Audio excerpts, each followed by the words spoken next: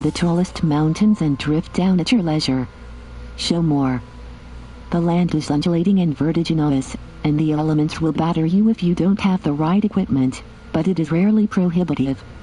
You know what I'm talking about, when you follow a waypoint in an open-world game only to find a sheer cliff blocking your progress. For the majority of the time in Breath of the Wild.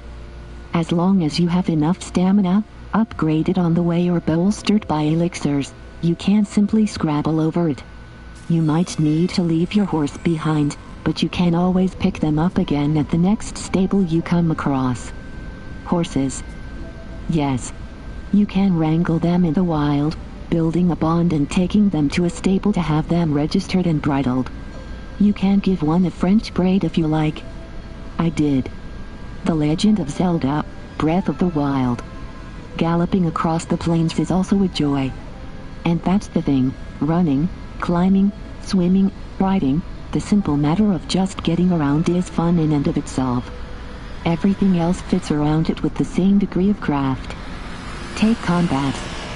Fighting beasts in Breath of the Wild is as much about weapon management as it is quick feet and hands. In previous Zeldas, Link tends to switch around similar swords for the duration. Here you are constantly changing weapons depending on what you have to hand and the foe in front of you. From wooden sticks, to spears, to clubs, swords and bows, you will grab at what's available and adjust accordingly. Heavy weapons are slow and need two hands to wield, sacrificing your shield for power. Spears are a little flimsy but allow you to keep club-wielding foes at a distance with pokes, or you can throw it. You can throw any weapon, in fact, like the bladed boomerangs that you have to catch as they come spiraling back. You have an array of elemental arrows too, if you like to go long range. All of the weapons have limited usage. Whack too many bokoblins with your trusty farming hoe and it will break. Same goes for more traditional weapons too. The Legend of Zelda, Breath of the Wild. Degradable weaponry is a tricky feature to get right, and the thought of it usually brings me out in hives, but Nintendo make it work by making the constant changeover and experimentation an interesting challenge. You can't fall back on favorite weapons too readily, and there is a real thrill when you go exploring and find a flaming sword or superpowered dragon bone club. Often you will keep your prize finds in reserve until you are tackling a boss or dungeon, but Breath of the Wild is tough enough out on the plains that this is not always an option. While you are given an enormous amount of freedom, preparation is key when venturing into one of the game's more hostile areas. You can gather ingredients by hunting animals and foraging for fruit and veg. Find a pot, and you can cook up hearty meals and elixirs to boost your health, speed or attack power. Even the act of cooking is a small treat, with you able to experiment with different ingredients. Chucking things in a pot and having them bubble briefly to a clinking, steamy soundtrack is a lovely culinary riff on Zelda's da-da-da-da discovery jingle as you wait to see if your concoction is a heart-boosting delicacy or the barely edible, dubious food. These all give temporary boosts, but to add to your heart and stamina meters permanently you will need to hunt out the shrines scattered across the map that host trials to conquer. Nintendo say there are 100 of these things and I have yet to visit one that hasn't impressed. Early in the game you are given access to a selection of magical runs, bombs, stasis, ice and a magical magnet that are used in these self-contained puzzles. They're fabulous. The Legend of Zelda, Breath of the Wild. You might go into one and be stopping time on giant clattering stone balls, or making ice towers to push platforms around. Some make use of motion control, twisting MCS-esque blocks into traversable bridges.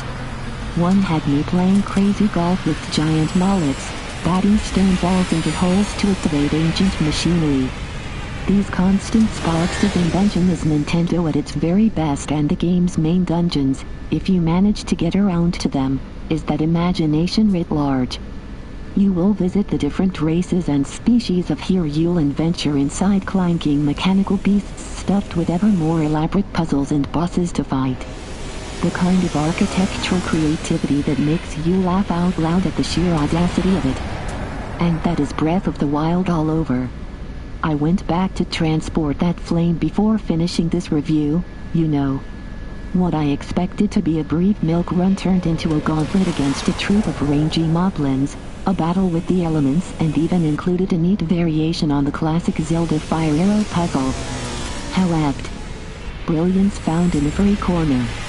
The Legend of Zelda Breath of the Wild costs £49.99 and is available from Amazon. Very end, 365games.co.uk. Paid content. Locate anyone by entering the name. This is addicting.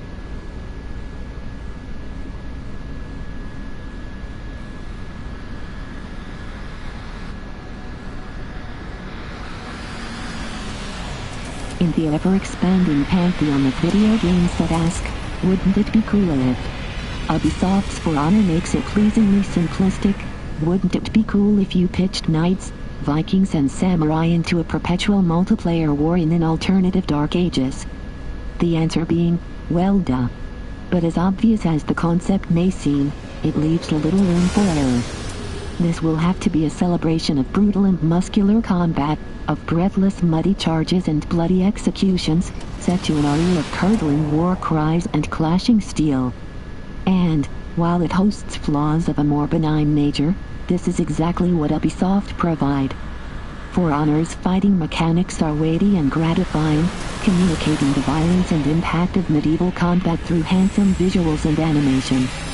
Your heavily armored warrior, of which there are 12 different classes, has a plethora of stances, light and heavy combo attacks, guard breaks, dodges and parries that are governed by a quickly depleting stamina bar.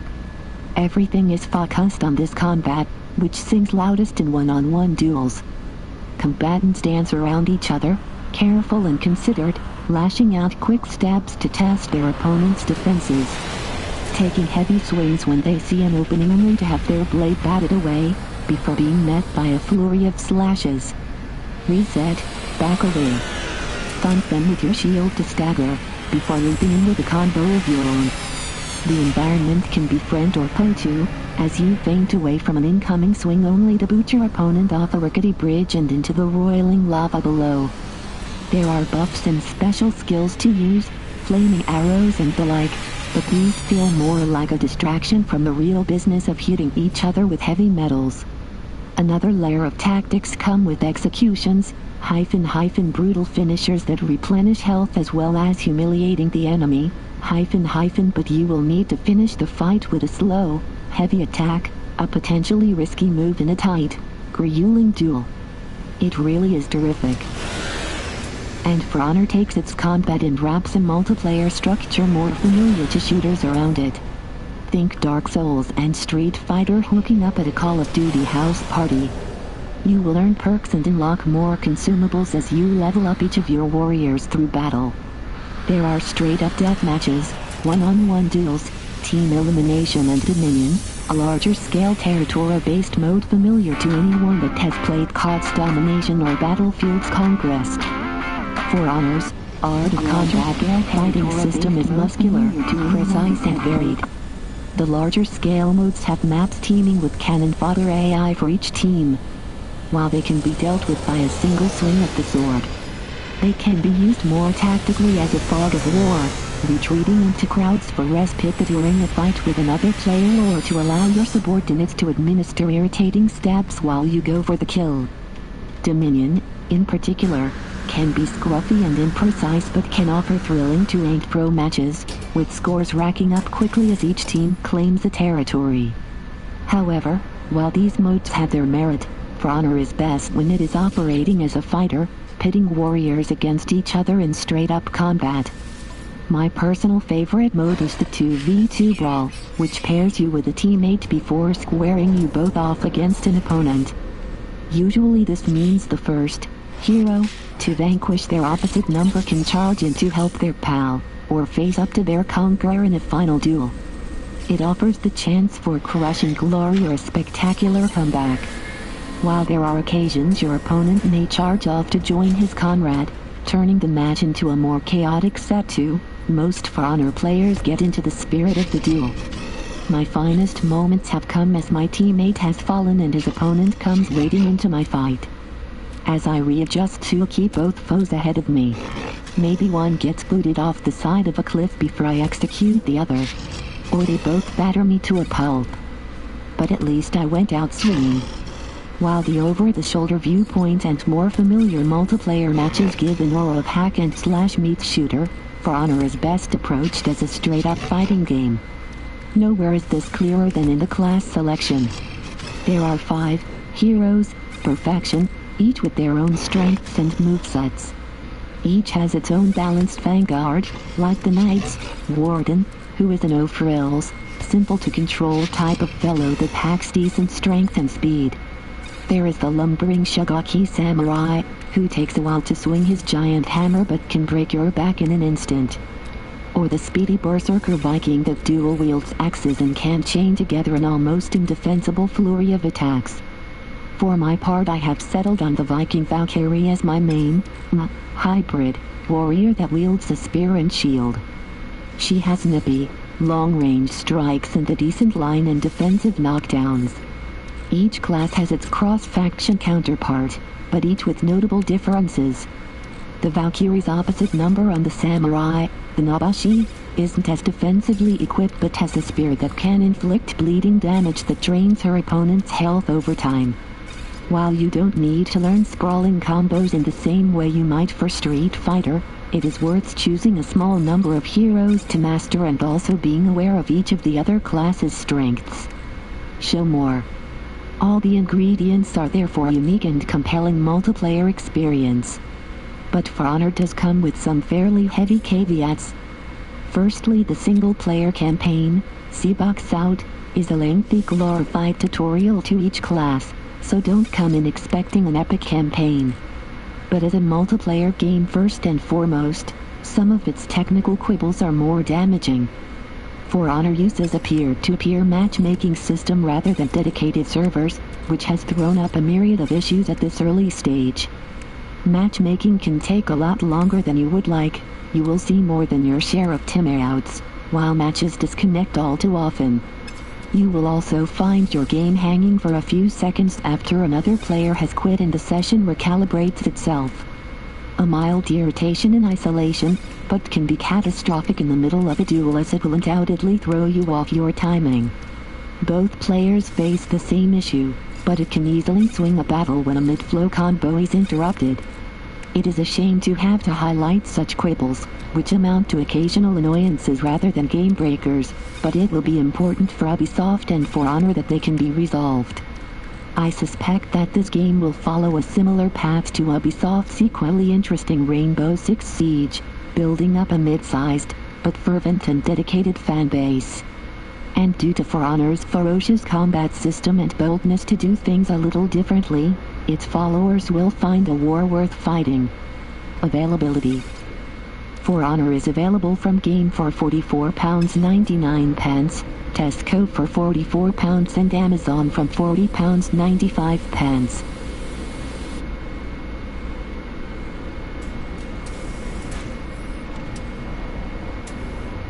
You can often measure a game like Sniper Elite 4 by how much fun you are having when everything has gone to hell.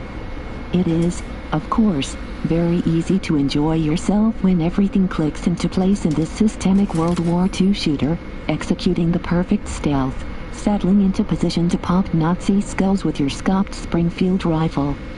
It's tactile and gratifying, mastering the game's mechanics as they were intended.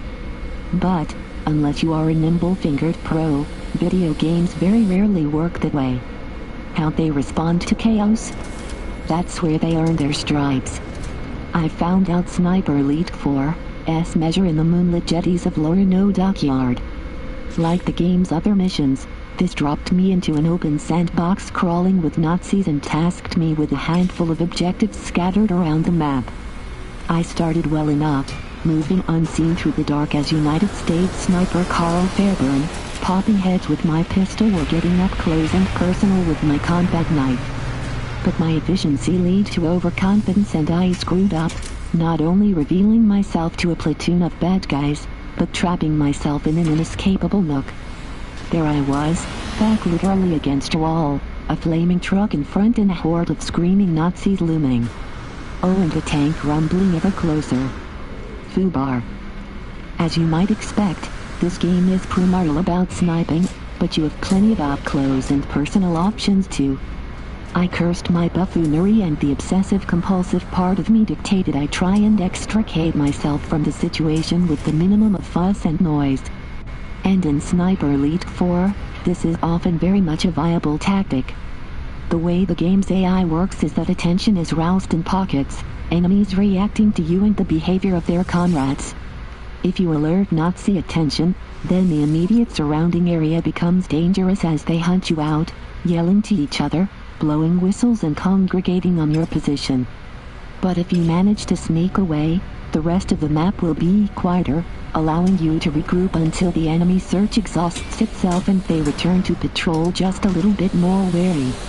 This works well in Sniper Elite 4 because the game's myriad systems overlap incredibly well and, perhaps even more importantly, its visual language is easily readable. It's in the details, all of which are obvious in isolation but work as a whole. Yellow dots on the radar represent suspicious guards, red are in full-blown attack mode. A white circle expands and retracts on your position to let you know how visible you are, with you able to limit this by sticking to the shadows or hiding in bushes. You can tag enemies with your binoculars, which will show you on the radar which way they are facing. There are options to distract or attract with rocks and whistles. Much of this is taken from the big video game book of stealth systems, of course, and there is much you won't have seen elsewhere. But Rebellion make all of its mechanics click, with the level design throwing up both challenge and freedom.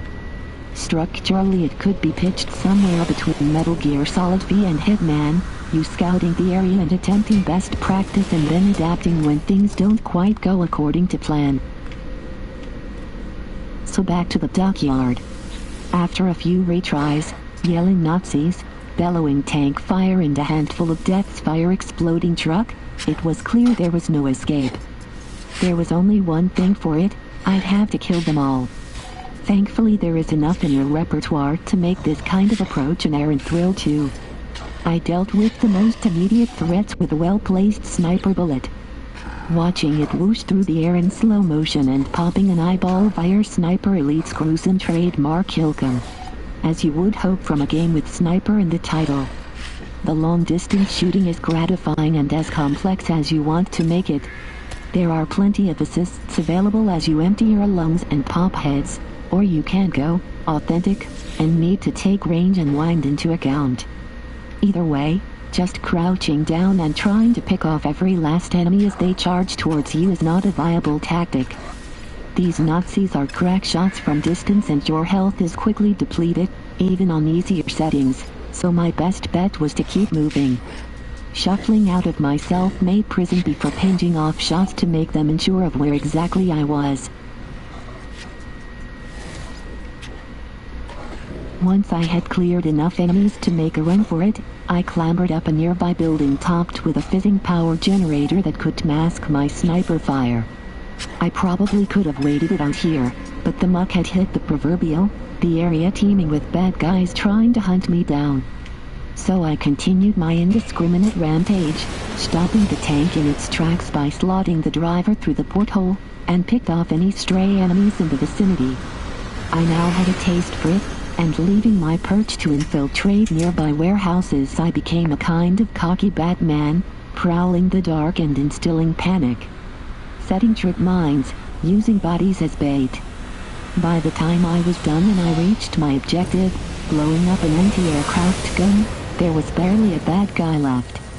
This mission managed to highlight how the various moving components of Sniper Elite 4 fit together. But it could have applied to any other of the Italian sandboxes that Sniper Elite 4 drops you in throughout its lengthy campaign. Each mission can last for anything between 45 and 90 minutes on the first run, depending on how deep you embroil yourself into side missions that are scattered around the maps. They are richly designed too. From sun-drenched Tuscan villages, to giant dams and ornate monasteries, the levels are handsome and intricate. There is plenty of verticality to secure higher ground and scout bad guys, while a variation in elements like time of day demands a shift in approach.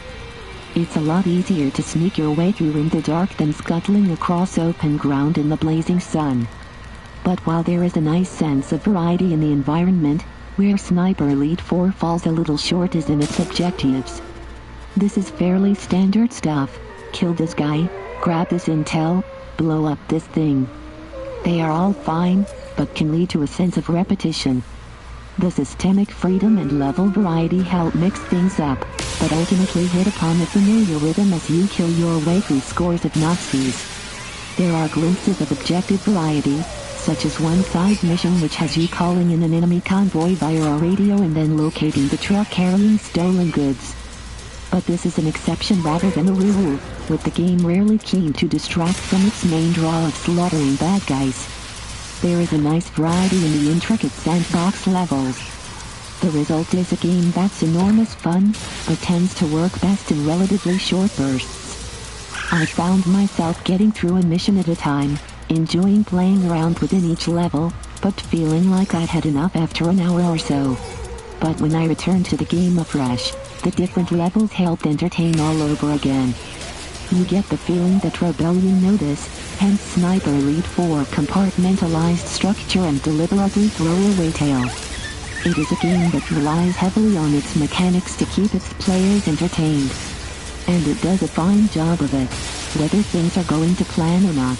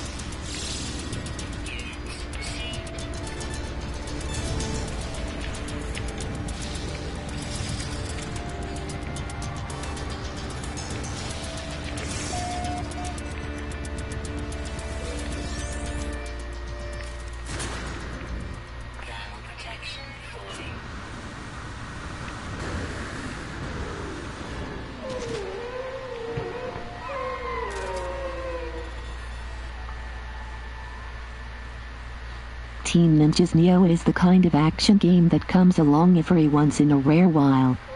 Much like Devil May Cry, Bayonetta and, yes, Dark Souls, it instantly changes the landscape of the genre. It's the kind of game that kept me gushing with praise from the moment I started playing until, well over 100 hours later, I felt the final boss of the final post-credits mission. I've still been playing beyond that. I don't feel anywhere near done with the game. It's a marvel. It's an action game that takes place predominantly in Japan, during the transition between the Azuchi Momoyama and the Edo periods of the country's history. As such, everything revolves around samurai, ninja, warlords, politics and betrayal. It's a glorious melting pot of historical accuracy mixed with folklore, Not only do we get to experience the stories of men like Tokugawa Ieyasu and Hattori Hanzo, but revel in the mythology and supernaturality of 16th century Japan. In Neo, monsters are real and guardian spirits protect those capable of seeing them. William, a gruff, blonde Irishman, travels to Japan in search of his friend and guardian spirit, kidnapped by the real historical figure Edward Kelly. Neo combat is superbly varied. Really, it's all an excuse for striding across yokai-filled battlefields and run-down haunted villages, blocking, dodging, weaving and slashing as William develops his samurai skills. Combat is fast, fluid and fantastic, very kinetic and snappy, with dodging and countering a big order of the day. It hits a sweet spot between Bayonetta and Dark Souls in terms of speed and acrobatics. The combat system is incredibly deep too, with 5 main weapon types: sword, dual sword, axe, spear, kusarigama, on offer as options, with 2 weapons able to be equipped at any one time. Ranged weapons factor in too, and William can whip out a gun about just as easily as he swings a sword. Every method of combat feels suitably different, offering a variety of similar yet nuanced playing styles. I started off maining axe and kusarigama, eventually evolving to swords and dual sword as I got into the groove with the game. The game plays out across a series of missions, accessed from a world map. There are main missions to complete, then for each area of the map, a number of side missions. These range from creepy horror-inspired jaunts to huge battlefield treks, and right up until the end, Neo is constantly inventive with the missions it throws at the player. The side missions do always feel uniquely designed and purposeful, instead of just filler designed to aid the grind. Enemy variety is wonderful too. Early on, you'll find yourself facing mostly humans and the occasional yokai, monsters, essentially, but by the end the cast of foes has expanded to cover everything from monks attached to cartwheels to the dreaded Raven Tengus, giant bird warriors who possess a mean spinning kick. Slaying these horrifying foes leads to William collecting Amrita, which can be used to level up at a shrine. It's functionally identical to the collection of souls in the Dark Souls games, up to and including the fact that if you die, you drop your Amrita, and if you die again before collecting it, it's gone forever. Team Ninja plays around with this concept somewhat, making it feel more like an evolution than a simple crib. In fact, there are numerous ways in which Neo wears its influences on its sleeve. It unashamedly cribs from Dark Souls in the best, most appropriate ways. We're not talking a copycat here. Neo is very much its own beast. It takes many staples of From Software's series, from the means of resurrection to the multiplayer component. The approach to difficulty and the leveling up system, and evolves them into a genre rather than simply a Souls clone. For perhaps the first time ever, I found myself playing a game inspired by Dark Souls that fully gets from seminal set of games, and understands how to adapt these influences for its own ends. The Beast Tree also keeps things fresh and monstrous. Much like the Souls series, too, Neo has a heavy focus on boss fights. Almost all of these are stellar, with a few of them reaching the pantheon of best bosses ever.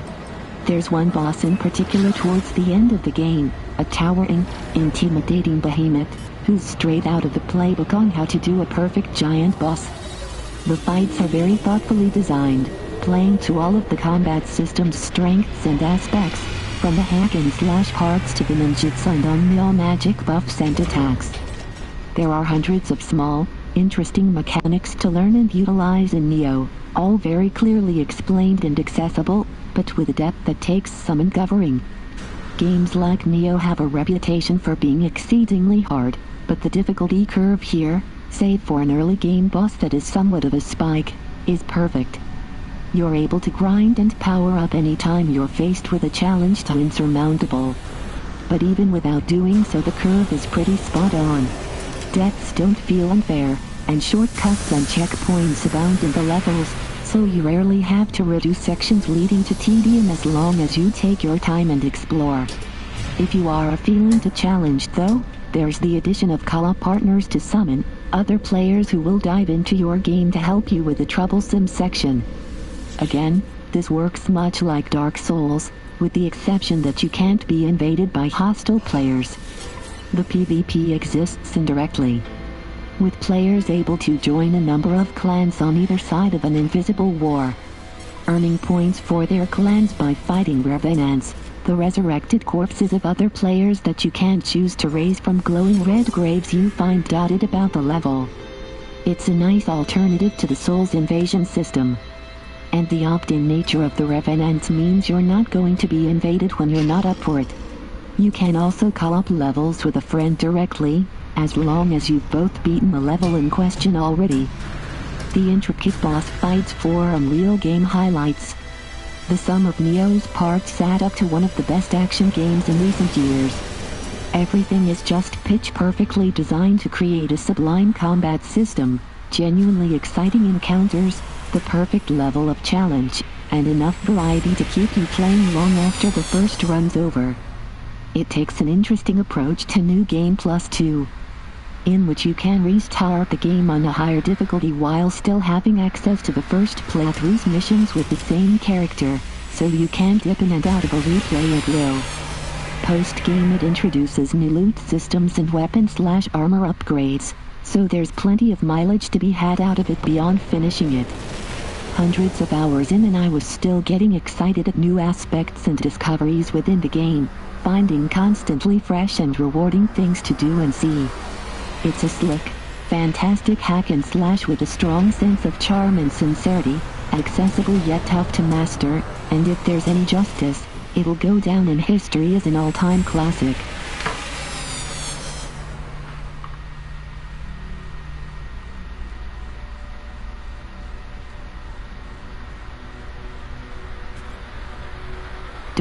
Paul W. S. Anderson cast, Mila Jovovich, Ali Larder, Ruby Rose, Ian Glenn, Sean Roberts, William Levy, Fraser James Surt, 15-time, 106 men.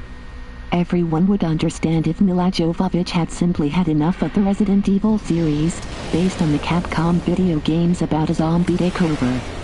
Sometimes I feel this has been my whole life. Running. Killing, moans her character, Alice, in the 6th and latest one. If she's reassured by its subtitle, The Final Chapter, she may want to investigate Friday the 13th, Part IV, The Final Chapter, 1984, which was followed immediately by Part V, A New Beginning, 1985, and about 6 further sequels. We're on her side here. These films have hammered a profitable formula into the ground, at least as far as novelty goes. Far from adding up to a cumulatively epic saga, the storytelling is stuck in an overcautious feedback loop. You could skip from film 1 to 6 and totally get the gist. Jovovich's husband Paul W. S. Anderson, who has directed all but 2 of them, doesn't need long to apprise us of the goings-on so far. There's a rogue virus, an evil corporation hoarding the antidote, and Ian Glenn is a sneery virologist called Dr. Alexander Isaacs, no relation to Jason, but definitely trying to out-ham him. Anderson borrows so many bits and pieces from James Cameron's Aliens you sometimes wonder if he's seen a single other film. Terminator 2. Wait, there's some Mad Max, Fury Road thrown in, for good measure. These are prime sources for a post-apocalyptic chase movie that winds up in a facility called the Hive, but Anderson's magpie plundering is haphazard to the point of lunacy. Jovovich in Resident Evil, The Final Chapter. It's also deafening. Every single thing that happens is cranked up to ludicrous, eardrum-shattering levels. A dot matrix printer gets set off in the dark, and it sounds like the planet is ripping in half. Hush and patience are simply not in Anderson's vocabulary. He bombards you as if terrified of encroaching tedium, and the set pieces trip each other up in their sheer haste. Casting has often been one of his stronger suits. The underrated Fraser James, whose electric, gravelly voice is easily the best thing on the soundtrack, puts up a good fight in support more so than Sean Roberts, as the kind of June Bunny Rentavone who wears sunglasses indoors and says nothing that isn't sarcastic. Jovovich, a theoretically interesting star given robotic tasks throughout, plays disabled, too, as an earlier incarnation of Alice, hello, alien, resurrection, wheeled on in old lady makeup. Her faint resemblance to Theresa May is doubtless unintentional but nonetheless comical. Talks with Merkel? A new beginning? What is it this time? Someone needs to get her out of this.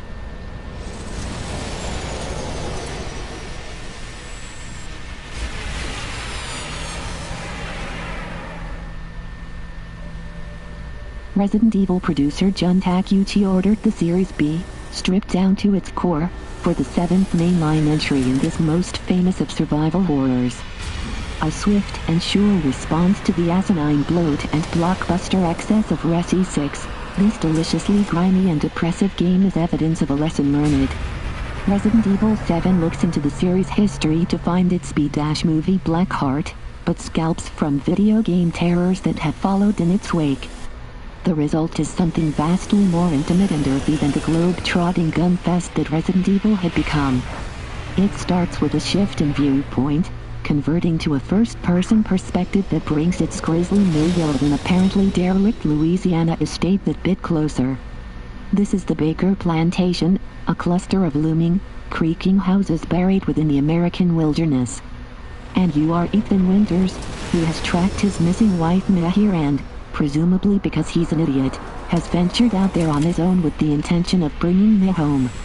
With each gruesome discovery Ethan makes, it soon becomes clear the estate is not as abandoned as it first appears, the twisted Baker family laying in wait for any guests that might pass by its property. The Baker estate. Not all that it seems. Landscaping a la Baker. In the beginning, Resident Evil wore its Romero inspirations proudly. But here it casts its net further, liberally incorporating iconic horror motifs to creep under your skin. The grotesque, backwoods family of Texas Chainsaw Massacre, the found footage of Blair Witch, the dark humor and gore of The Evil Dead, all form parts of Resi 7's grisly tableau. It also runs with ideas recently present in the video games like Outlast and Amnesia, where the focus is on fleeing a relentless, moribund pursuer. Early in the game, father of the family Jack stalks you through his home wielding the sharp-end shovel behind him, that claustrophobic first-person view and tight corridors allowing him to slip into blind spots, yelling, "I'll find ya, boy," in his interminable drawl. This is a ploy Capcom themselves pioneered with the likes of Haunting Ground and Resident Evil 3's terrifying nemesis, but it is a concept that has since been bettered and expanded. Here, Capcom learns from those who paid homage to them, and the result is suitably chilling. We're not sure Jack Baker would fare well on Come Dine With Me.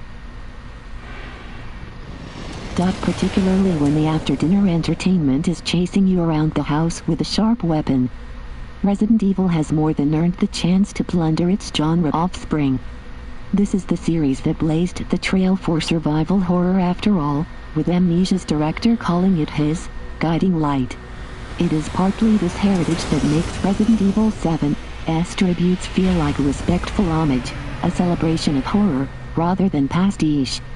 And it is partly because Capcom weaved this into a game that is very much its own thing. It is, in fact, very much a Resident Evil game. Beneath much of this dressing and shift in perspective is familiarly creepy survival horror. A labyrinthine mansion with rooms hidden behind elaborate locks, ornate puzzles, sporadic but powerful enemies, an arsenal with sparse ammo in the serenity of a safe room where you can save your game and organize your limited inventory. That's all here too. It suits first person. The environmental design is rich in detail and atmosphere. Ghastly viscera is piled on tables, in corners, even in fridges. There are several ghoulish signposts to what the Bakers have been up to, but there is also more mundane bric-a-brac, family photos, a kid's bedroom that is messy with toys and scrawled drawings. suggestions of a more normal life for the bakers before they became what they are, while the clues as to why they did are drip-fed throughout. Resident Evil has always had a way with environmental storytelling, and that reputation is only enhanced here. But being a Resident Evil game, the plot isn't immune to daft excess and, when it tries to add in a needed layer of complexity later on, somehow manages to tie itself in a knot. At its heart, however, the simplicity of that, what's going on here then? Mystery works and comes with a decent, if characteristically silly payoff.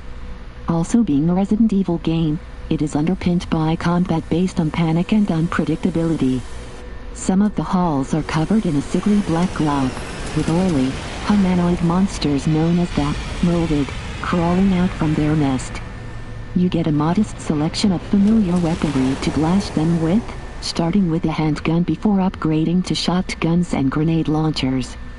The molded bear down on you within the tight corridors, with you often having to backtrack as you pop shots towards their heads, or the approximation thereof. The molded are your most common enemies, black goo people that stalk and lunge at you in the halls. These scuttling terrors are quicker to fall, but are fast and lethal if you miss.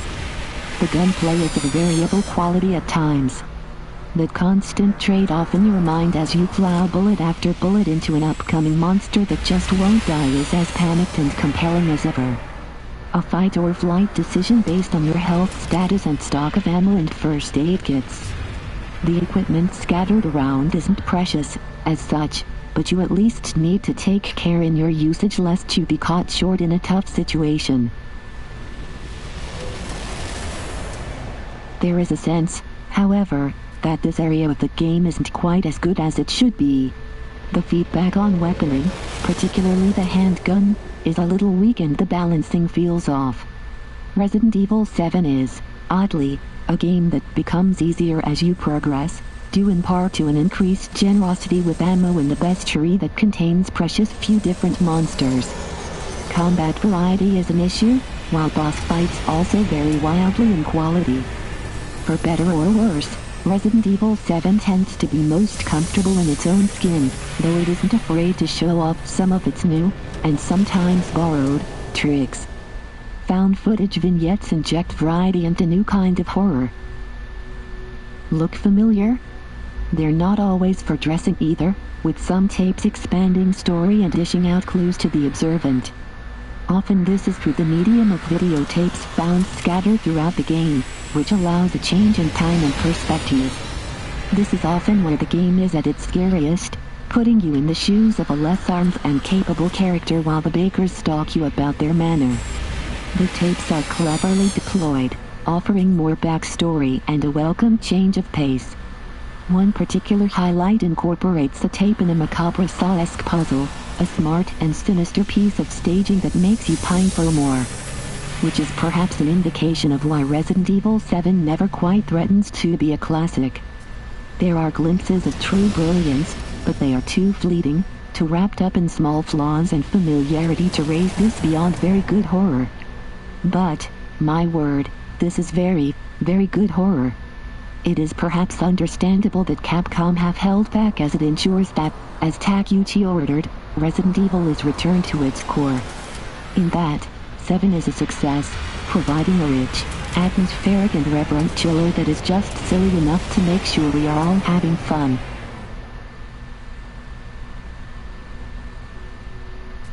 There is something about Nintendo that brings out the excitable child in us all. The Kyoto Company's commitment to video games as kiddie, family-friendly escapism has seen it travel a very different path in the industry to its peers.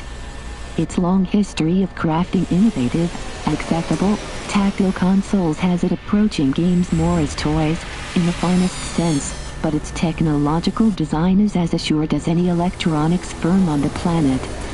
Nintendo's path doesn't always lead them to success, as the Wii U will attest, but how much poorer this industry would be without it. How much less colorful. Less fun. And so it was a mix of excitement and apprehension that crackled through journalists and industry figures waiting in the snow outside London's Hammersmith Apollo. We were waiting for our first hands-on with Nintendo's new console Switch, a fascinating hybrid of home console and handheld device, which had been fully unveiled in Tokyo just a few hours previously. Paid content. Thinking about installing solar panels? Read this first. Energy bill cruncher. 6 outrageous credit cards if you have excellent credit. Nerd wallet. Recommended by. Show more. But despite optimism about the machine itself, reaction from fans and investors was muted, the general feeling being that Nintendo had again bungled its strategy with a higher-than-expected price and a startling dearth of launch titles. But more on that later because, as one beaming colleague said as we reached the welcome warmth of the venue, it's playtime. The Switch. The Switch's big idea is the dual purpose. Pushed primarily as a home console. The machine itself is a tablet that slips into a dock which then outputs to your TV via HDMI. Should you need to take your game on the go, leaving for work or surrendering the telly to a family member, you simply slide the console out and, with the press of a button, can instantly resume in handheld mode. I got to try this with Nintendo's fantasy epic and flagship launch title, The Legend of Zelda: Breath of the Wild. First I was exploring Hyrule on the TV using the familiar Pro controller, before lifting the console from its dock and it immediately, switched to the tablet screen. I could then carry on using the Joy-Con controllers attached to either side of the console. The Switch can be placed in a dock for viewing on a TV, or used portably. Credit REX features. It is an easy and instantly understandable concept, with no menu wrangling to swap between modes. The console itself is a lovely thing too, its 720p screen popping with vivid color and sharp visuals. If anything, it looks sharper on the smaller screen, while the smart use of those Joy-Con controllers mean that you aren't losing anything in translation when it comes to control. It's comfortable too. The Switch seems a little heavier than most tablets and handhelds, but smart, slim and manageable, while the positioning of the controls means your hands should be able to bear long play sessions without too much trouble, although battery life will vary between 2.5 and 6.5 hours. I could definitely see myself slipping the Switch into my bag to take on the train into work. While the Joy-Cons mean it should be well equipped for taking full-fat home console games on the go. But while the console's main trick impresses, it is those tiny controllers that really make the Switch tick. Joy-Cons. The Joy-Cons are essentially small versions of the Wii Remote, with precise motion control and improved rumble, but they manage to pack a great deal onto a tiny frame. Each one has an analog stick and a plethora of buttons and can be used independently, either pistol grip style or sideways. Or they can be snapped together on the provided dock to resemble a more traditional controller. Show more. Small as they are, the Joy-Cons are a delight. Whatever configuration you use them in, they are a quality piece of kit. It is clear a huge amount of R&D has gone into making them feel just right, and while I can imagine adults with larger hands will find them tricky to use for long periods while turned sideways, I only have small paws. Their flexibility is impressive. The idea you can simply undock the controllers to hand one over to a pal for instant multiplayer gaming on the go. The console comes with a kickstand to prop it up, is a selling point in itself. But it is also in how the Joy-Con's flexibility allows for different play styles. ARMS, the delightfully idiosyncratic boxing game, has you holding the controllers in a pistol grip and punching at your opponent, twisting your wrist to curve your stretchy appendages around a block. 1 to 2 Switch, meanwhile, is a balmy collection of mini-games that use the motion control and HD rumble. From a Wild West, quick draw, game to feeling, how many balls are simulated within the controller due to the subtle, precise vibrations. Will it sell? First impressions, then, are that the Switch is a triumph of invention and engineering where all of its promised features work. Its Joy-Con controllers beguile, while as a handheld it looks to be the most capable and luxuriant ever made. But despite its clear quality, there remains the worry that it simply will not sell. When Nintendo revealed the price at £279.99, the internet balked. Early rumors had the pricing at a more tantalizing £200, which undoubtedly contributed to the initial shock. Its peripherals are also eye-wateringly pricey, with a set of Joy-Cons setting you back £75 and the Pro Controller a whopping £65. If you compartmentalize what you're getting with Switch, its pricing starts to make more sense, comparing favorably with most tablets, but £280 before you have even bought a game knocks it out of impulse buy territory that did so well for Wii U, which launched at sub £200. I have seen the salient point that you can now get a higher-powered PS4 or Xbox One for a similar price to Switch, which does present a conundrum when it comes to choosing a home games console. Where that comparison does make me uncomfortable is the inherent suggestion that sheer technological grunt trumps everything else, particularly when the Switch's unique quirks are what makes it so interesting. Launch lineup. Of more pressing concern than the price, and where that comparison should start to concern Nintendo, is the flimsy launch lineup the Switch currently has in place. On day one you will have just 5 games to choose from, 2 of which, Just Dance 2017 and Skylanders Imaginators, are already available on other platforms. I'm not sure Bomberman will sell in any consoles. And while they potentially have one of the finest launch titles in history with Breath of the Wild, even that comes with the caveat that it is also releasing for Wii U. 1-2-Switch, meanwhile, remains a hot point of contention. It appears to be a thoroughly silly and enjoyable collection of tech demos for the Joy-Cons, more Wii play than Wii Sports granted, and seems an obvious pitch to show off the console's more idiosyncratic charms. Nintendo Switch trailer. 2-3. Yet instead of packing it in to drive interest and make that price more palatable, Nintendo are asking for £40 for it. One of the advantages of the Switch releasing in March is that it can build up ahead of Steam for Christmas, which is surely Nintendo's real target for 2017, yet that buzz needs to spark at launch, and the way the machine is arriving at market seems questionable at best. Things look rosier beyond launch, with decent releases popping up before the holiday season. ARMS and Mario Kart 8 Deluxe, a clear pitch for those that didn't buy a Wii U, arrive in spring. Splatoon 2 joins in summer. While all eyes are on Super Mario Odyssey when the famous plumber returns for Christmas. That is when we will really get a sense whether the Switch will prove a success. You never get a true sense of where a console will be on day one. But Nintendo will need strong word of mouth from early adopters as the releases trickle in. They will need a solid future lineup from both first and third parties unveiled, potentially at E3, and they will need to push the console's quality, quirks and flexibility when gift buying season rolls around. It feels like Nintendo are playing a year-long game with the release of the Switch, and, given the apparent quality of this fascinating console, I sincerely hope it is one they will win. Show more. Third-party support is there but currently patchy, giving the impression that the big publishers want to see where Switch goes before giving it full-blooded commitment.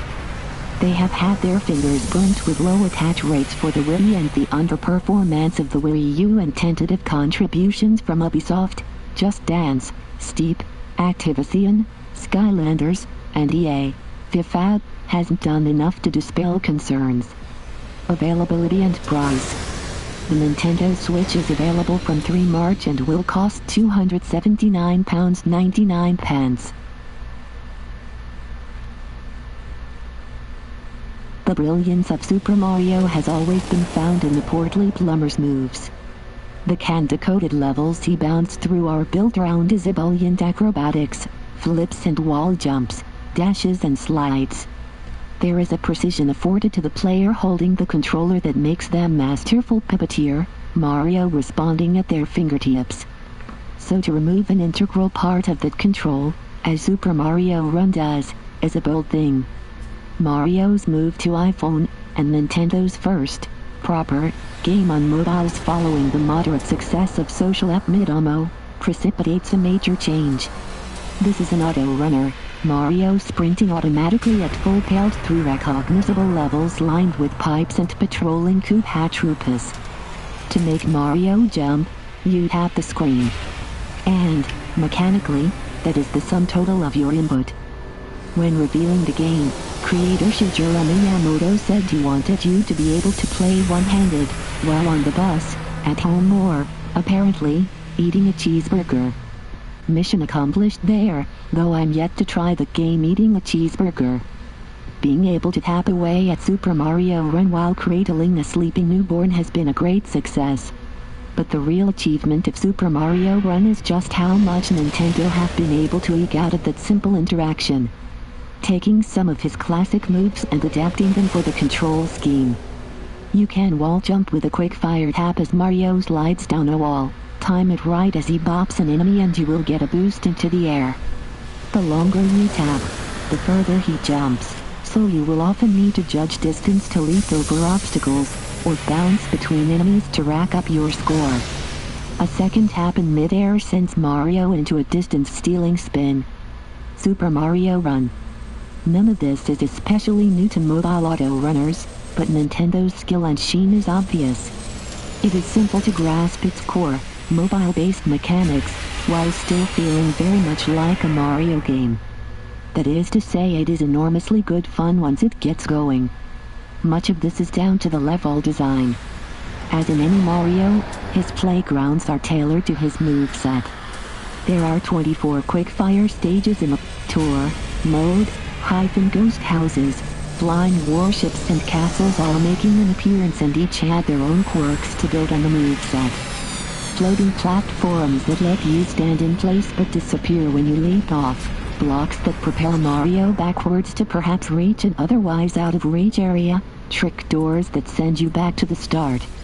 All add an extra layer that makes Super Mario Run simple to pick up, but with enough hidden depth to keep your attention the more you play.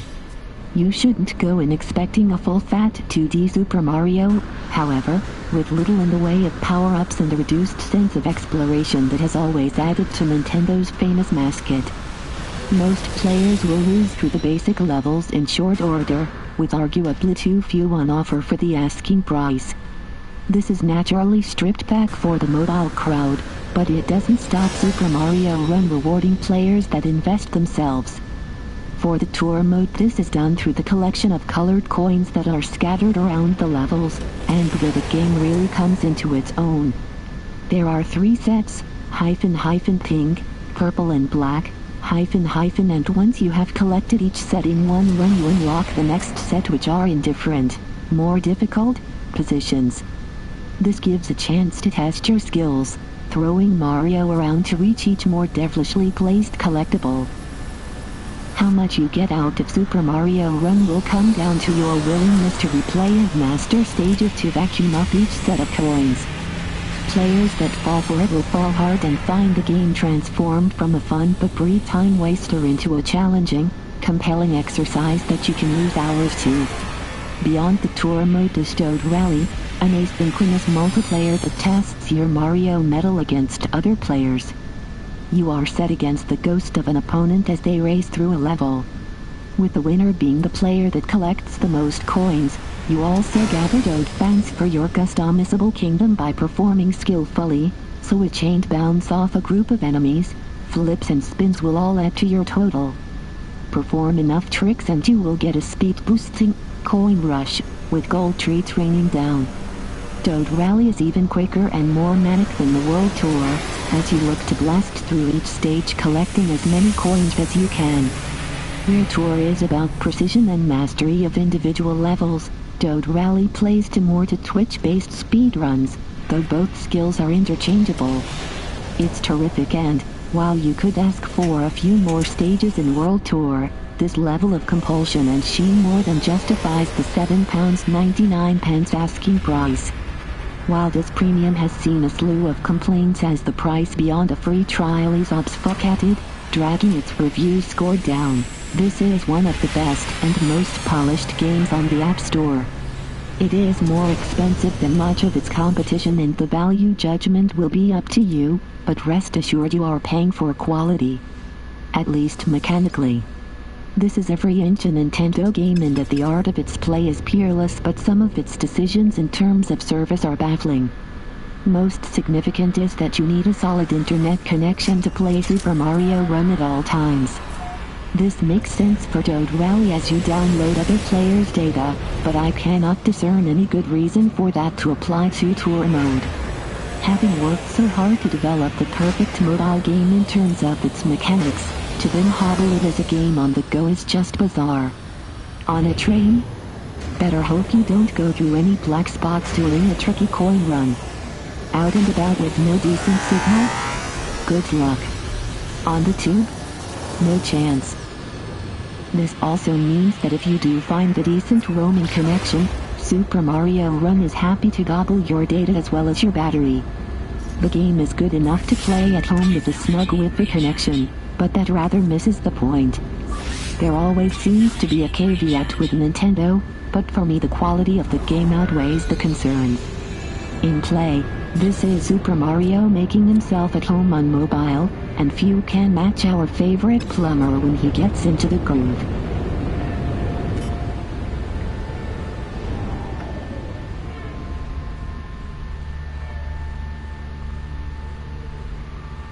After a decade of tumultuous development, including a change in director and platform, Final Fantasy XV is finally here. After Hyades' negative reception and the bungled release of 14, having to be rebuilt from the ground up after release, the name of Final Fantasy hinges on this, Square Enix's next mainline release in the long-running RPG series. Final Fantasy XV is framed around Prince Noctis and his small band of friends after a tragedy befalls his kingdom. The eclectic mix of personalities consists of Gladiolus, the muscle, Prompto, the childish one/comic relief, and Ignis, the smart one.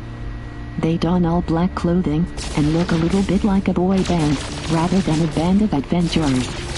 Nevertheless, the bond between these characters grows significantly throughout the game, sharing interests, private fireside chats and more. Essentially this is a fantastical road trip, traveling the massive open world of Hyades by foot, by Chocobo, the famous gangly yellow birds, and by car, with occasional pit stops and outposts along the way that keep you stocked up on potions and items. At each outpost you are able to pick up bounties to hunt monsters as well as small side quests. This standard open world framework is heavily influenced by open world RPGs that have come before. Combat is more dynamic than ever, with the series shedding its turn-based roots and going all in on dynamic action, where you can switch between different weapons, warp and chain together attacks in a simple but fun combat system which rewards experimentation. This departure from Final Fantasy's slower, turn-based history is a point of contention for a lot of fans, however Square Enix seem to have pulled it off. You're able to switch between 4 weapons from a range of different classes and string them together at the press of button. Your allies are also able to aid you, with gargantuan summons also at the ready later on in the game. However, when facing off against bosses of a certain size, the camera simply cannot keep up with the action, sometimes being too close in and preventing you from seeing what's actually going on, or zooming out so far that it makes everything minuscule. After venturing out on the road, you don't automatically level up, instead you and your party must camp out to level up with all of the EXP that you have accumulated along the way. This echoes Dark Souls' bonfire system, which has you leveling up with brief moments of respite to break up the action. When you're camping out you can also gather materials to make food for the next day, which is one of Ignis' key skills. He's also able to learn new recipes as he picks up new ingredients. The food looks delicious, and provides you with buffs for the next day. This incentivizes exploration of the world, as you can gather and find ingredients. These flourishes to the open world make Hyades a joy to explore, with the expansive world having incredibly creative monster designs that put other large open world games to shame. The rather dated approach to fantasy monsters is flouted when you face off against creatures like the Hyades, a building-size monster that you'll have to take down in a hunt, or the Naga, a snake with a human face. You'll explore marshlands, sun-kissed deserts and breathtaking cities. Dungeons are claustrophobic, intimate, dark and scary. These are the game's highlights, with excellent level design and difficult challenges to master. Dungeons are swarming with tough monsters and hidden treasure, with your players unable to save or camp while inside them. However, some of the game's most creative dungeons are locked away until after you've completed the story. Yoko Shimomura's excellent soundtrack comes armed for every situation when in dungeons. You feel the tension in the music. The same goes for fighting a giant monster, with the music then shifting into a more traditional Final Fantasy affair with bombastic, melodic battle themes. With Final Fantasy XV's open-world structure and the ability to pick up side missions, you often find that almost every extracurricular activity in the game is some sort of fetch quest.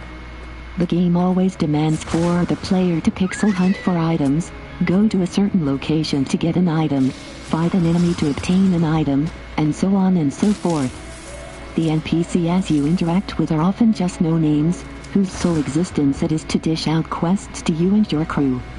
This approach to quest design is stilted, and opens up a whole other issue of the game. There's a distinct lack of interaction with the world or compelling characters. The writing in Final Fantasy XV is all centered around preparing Noctis to take the throne and return to his kingdom. However, the subsequent development of his character is simply limited to a few short cutscenes. While chatter between the main cast members is funny and compelling, we know almost nothing about these characters, nor do they undergo an arc in which they develop and mature.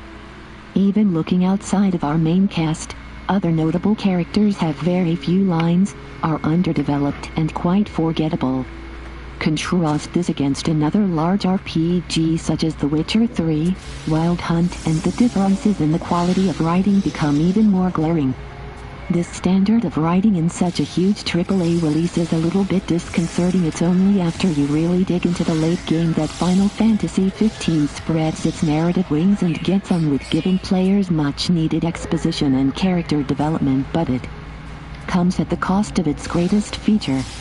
After you reach a certain point in the game, Final Fantasy XV becomes completely linear, with the open world set aside, only accessible in a menu at save points. We see the world take a step to the side in favor of a handful of excellent scripted sub-pieces that make for some great moments in the game but come at the cost of player freedom. In the latter stages, we see huge areas that feel like they should be more expansive and explorable, and it often feels like this content was rushed and cut from the game. In particular, one specific late section in the game completely switches genre for a few hours, becoming more of a survival horror than open-world fantasy game. The switch to linearity is not a completely negative one, however. It creates an urgency in the story. There is also a tonal shift when the switch to linearity occurs. Instead of a fun road trip, we see a more muted, melancholic tone to the story. It gives characters room to breathe and develop, which is sorely needed. Final Fantasy XV's issues with narrative and character are its biggest weaknesses. Big moments in the narrative fall flat due to lack of punch, and the game craves more human moments. There are glimpses of it, from Prompto's photography to Ignis preparing food to talking to Irania Highwind, with her complex character and morality. These flashes of humanity in an otherwise rigid, mechanical world are the best thing about Final Fantasy XV, a swath of potential locked away behind beautiful cities full of NPCs with quests and nothing to say. The shadow of Final Fantasy vs. Zulu, what this was previously named in its previous years of development, hangs over the game like an albatross. The glimpses of brilliance all stay in the early parts of the game, with the latter portions of the main story being incredibly weak, and show signs that even after years of development, that Final Fantasy XV still wasn't quite finished. Ultimately, the game shifts the franchise into modern design standards, equipped with an open world, more dynamic combat and some excellent monsters to fight. where it stumbles isn't delivering a believable, human world. There's no doubt that Final Fantasy will return with another mainline entry, but maybe we won't see it having the extra baggage that Final Fantasy 15 has held over a decade of development. Final Fantasy 15 is available from Amazon, Tesco and Argos.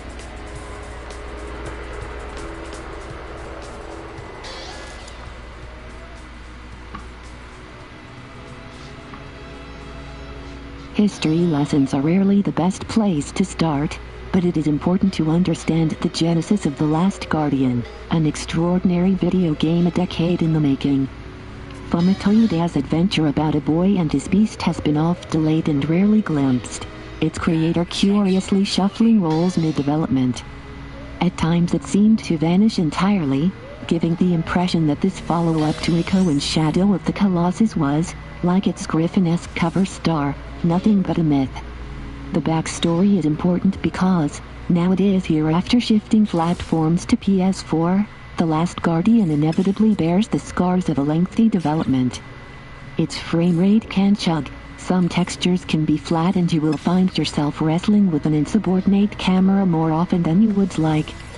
These technical indiscretions are initially unmissable, yet eventually dissipate, drowned out by The Last Guardian's heart and ambition. This is a singular game about trust and companionship, an almost wordless symphony of bonding as you, as a young boy, form an extraordinary relationship with a great beast the size of a building. While it shares thematic and aesthetic similarities with Hyades' other works, you will not have played anything like it, and quite possibly never will again. At first the relationship between Trico and the boy is tentative. The boy wakes in a moss-wreathed cave next to the weakened Trico, a giant beast that is part bird, part mammal. Trico is wheezing and injured, his horns sheared and spears protruding from his back. The first task sets the tone, as you gently clamber over Trico's feathered back and yank the spears from his flesh, feeding him barrels, filled with his favorite snack, to nurse him back to health. Trico isn't sure, snapping and bellowing a monstrous shriek if you get too close. This initial encounter builds sympathy with both boy and beast. You are again leaping, stumbling and scrambling over crumpled ruins. Trico, meanwhile, is a fascinating creature. His hybrid nature should make him seem weird and fantastical, but his animation and behavior build an affectingly believable animal complete with his own quirks and mores.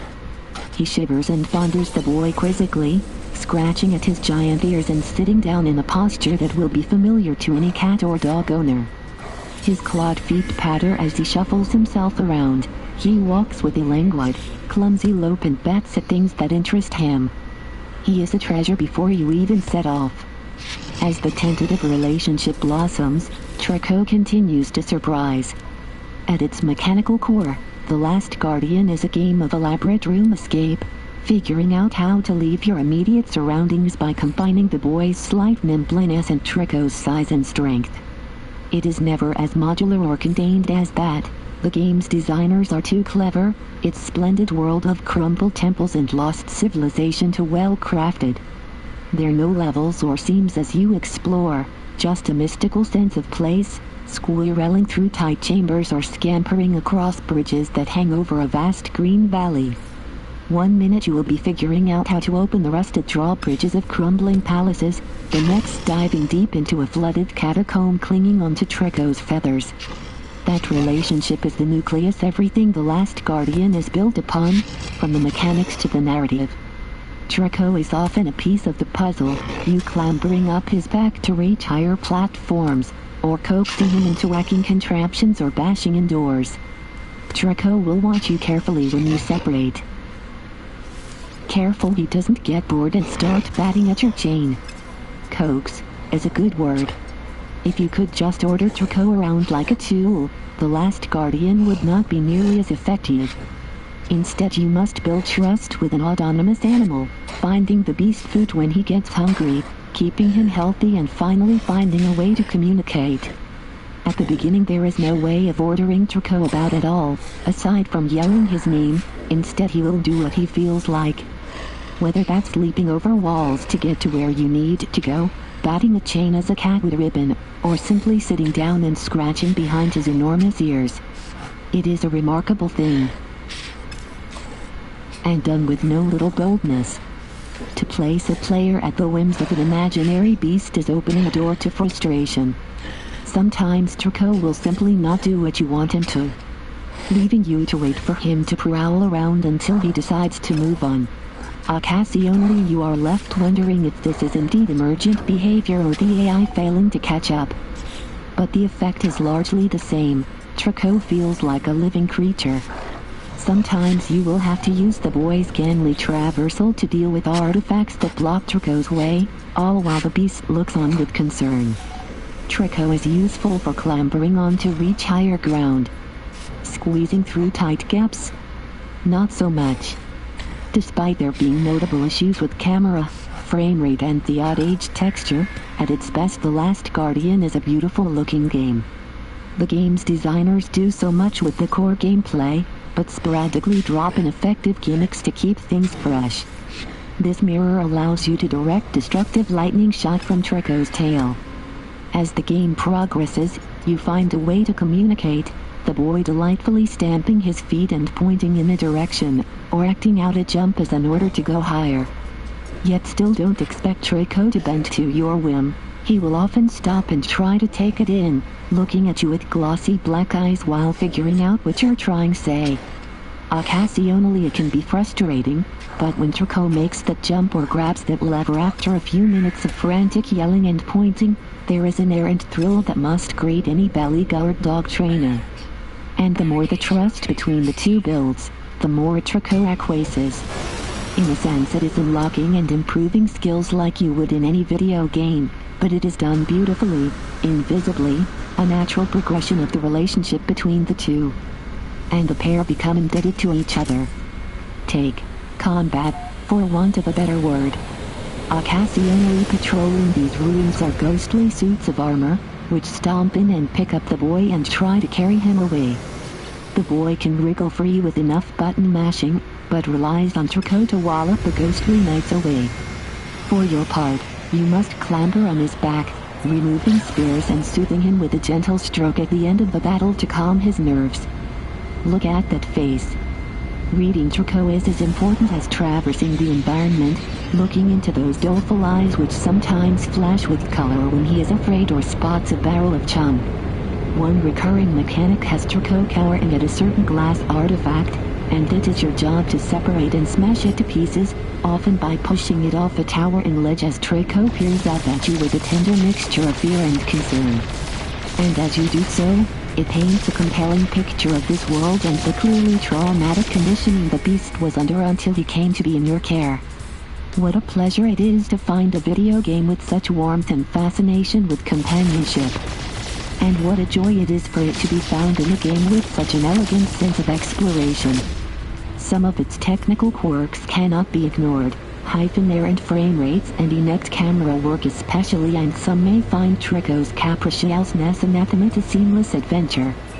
But that is also what makes him and The Last Guardian so remarkable. Things that any animal lover can relate to. It is beautiful, heartfelt, unique and infuriating. And I adore it.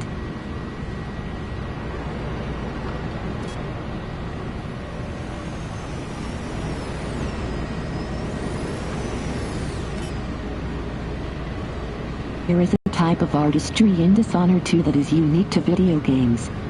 It is billed as an immersive sim, a clunky term for a subgenre of first-person action that takes a Deus Ex, Thief and BioShock, and a curious shorthand for games that excel in atmosphere and player choice. But you can see where the term comes from. Dishonored and its ilk are games that ensconce you in their often grim worlds, throwing them open to exploration and experimentation. In Dishonored 2's case, this is both the dilapidated warren of Dunwall, -all-grind and Victorian industry, and the sun-kissed but no less dangerous streets of coastal Karnakat. The game begins in the former, rejoining magical assassin Corvo at Anno 15 years after the events of the first game. His daughter Emily Caldwin, rescued by Corvo after he was framed for her mother's murder, sits on the throne as Empress of Dunwall, reigning over its rat-infested sprawl. That is until she is overthrown in a bloody coup masterminded by her twisted Aunt Delilah and the tyrannical Duke Abil of Serconis. You can choose to play as the deposed Emily or the grizzled father that secretly trained her as an assassin, each with their own suite of mystically acquired powers. What follows is a simple, sparingly told tale of revenge and restitution, as you pursue Delilah's cabal of miscreants to Karnak and seek to take them down one by one in order to restore Emily to the throne. The game rattles through its narrative setup with barely a breath, shunting you through the streets of Dunwall without much care as to your well-being. It is a clumsily paced opening that comes to be at odds with the rest of the game's elegance. Its pace can be excused as keenness to get you to the meat of the game, as you soon find yourself aboard the dreadful Whale, a rickety steamboat that serves as your base and hub in between missions.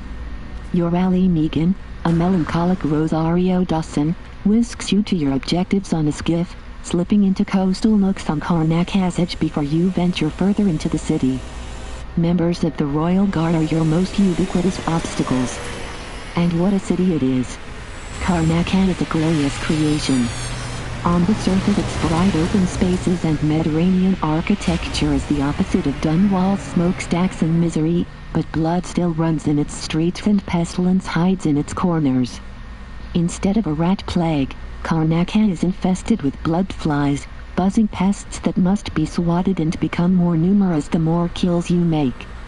The city is also technologically superior to Dunwall, with the clockwork contraptions of inventor here in Jundush distributed throughout, wind turbines powering electrified barriers, traps and gates locked by riddles. As ever, your main obstacles are the enemies that prowl the streets. The square-jawed Royal Guard are the most ubiquitous, buffoonish pack animals always on the lookout for the missing rebel from Dunwall. But they are joined by even more dangerous foes, Delilah's coven of screeching witches, the zealous overseers and, most terrifyingly, Jindush's spindly clockwork soldiers. How you deal with these foes is down to you. Dishonored prides itself as a game that gives you choice both in mechanics and morality. You can role-play the game as a stealthy pacifist, not killing a soul, sneaking through each area's peripheries to reach your target and administering the odd chokehold or sleep dart to guards in your way. You can be the knife in the dark, silently slitting throats and setting traps as you make your way towards your quarry. Or you can go violence first, storming areas with pistol fire, explosives and reckless abandon. The fundamental question remains the same, to kill or not to kill. But you are offered terrific variety whatever your approach. Stealth and restraint is most encouraged, with a more optimistic ending offered in exchange for a low body count but also the most challenging. Even the grunts are perceptive beyond most video game centuries, quick to spot an intruder and just as quick to investigate. A ragged white scar above an enemy's head means they can see you, which quickly turns crimson before they yell for their comrades and rush to attack. Escaping an assault without reciprocating violence is not an easy task, particularly when being attacked by a pack, as a few sword swipes are enough to take you down. But Dishonored provides you with enough equipment and magical spells to give you an edge. Both characters can teleport short the distances, Corvos, Blink, Ability and Endless, Far Reach, allowing you to whisk unseen between cover and hop across chandeliers, taking advantage of the splendid verticality of the game's areas. Corvo can inhabit the local fauna like rats and fish, infiltrating areas by scurrying through vents or swimming into sewer pipes. Emily can link together the fates of up to 4 people with her domino power. When one dies or is knocked unconscious, the others follow suit. She can summon a doppelganger to distract guards as the real Emily slips by unseen. Or she can combine the spells, domino linking a group of foes to her doppelganger before slitting its throat in a queasily bleak act of aggression. All-out assault is just as well served and arguably more fun. With vicious executions via sword, a roaring pistol and shrip mines made of razor blades. While Dishonored too often feels like it is discouraging violence, it is still exceedingly good at it. The twisted antagonist Delilah Copperspoon. Like Jindush's creations, The mechanics fit like clockwork into Arcane's superbly designed areas. As in the first game, Dishonored isn't an open-world game, but its self-contained levels are fabulously layered sandboxes that task you with eliminating or neutralizing one of Delilah's skibbies with plenty of space to experiment. This approach to design brings a balance between player freedom, catering to any approach, and the developer's authorial control.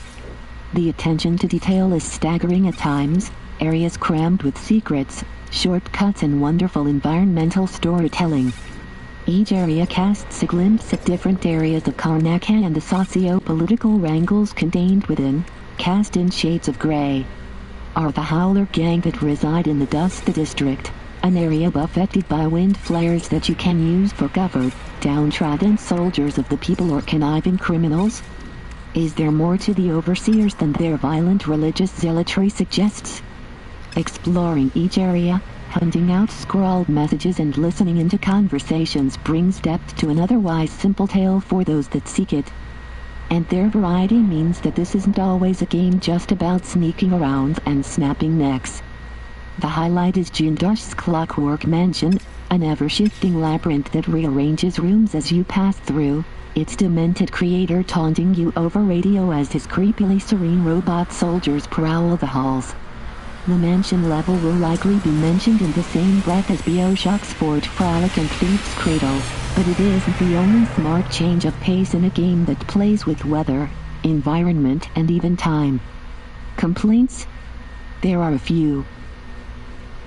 Load times after death on PS4 feel just on the wrong side of lengthy for a game that thrives on experimentation, though offset by an essential quick save system. And it feels uncharacteristically clunky for the game to exclusively base its upgrade system on items scattered around the level. If you want to power up, you will need to equip the collectible Hunting Heart, a Nikki, fascinating item that has more compelling powers than a glorified sat-nav, and dig out runs and bone charms left in cupboards and squirreled away in attic spaces. It should be noted that some collectibles are a pleasure to hunt out. But in many ways this feels like a transparent, if understandable, attempt at forcing people to explore, littering the screen with distracting icons rather than having faith that players will bury themselves in the world Arcane has created. Because the world they have created is worth exploring. A grim, gorgeous milieu of societal depth and cunning design. That its mechanics slot so naturally into its environment, giving players the freedom and choice to explore, influence and infiltrate means that Dishonored 2 represents the very best gaming has to offer.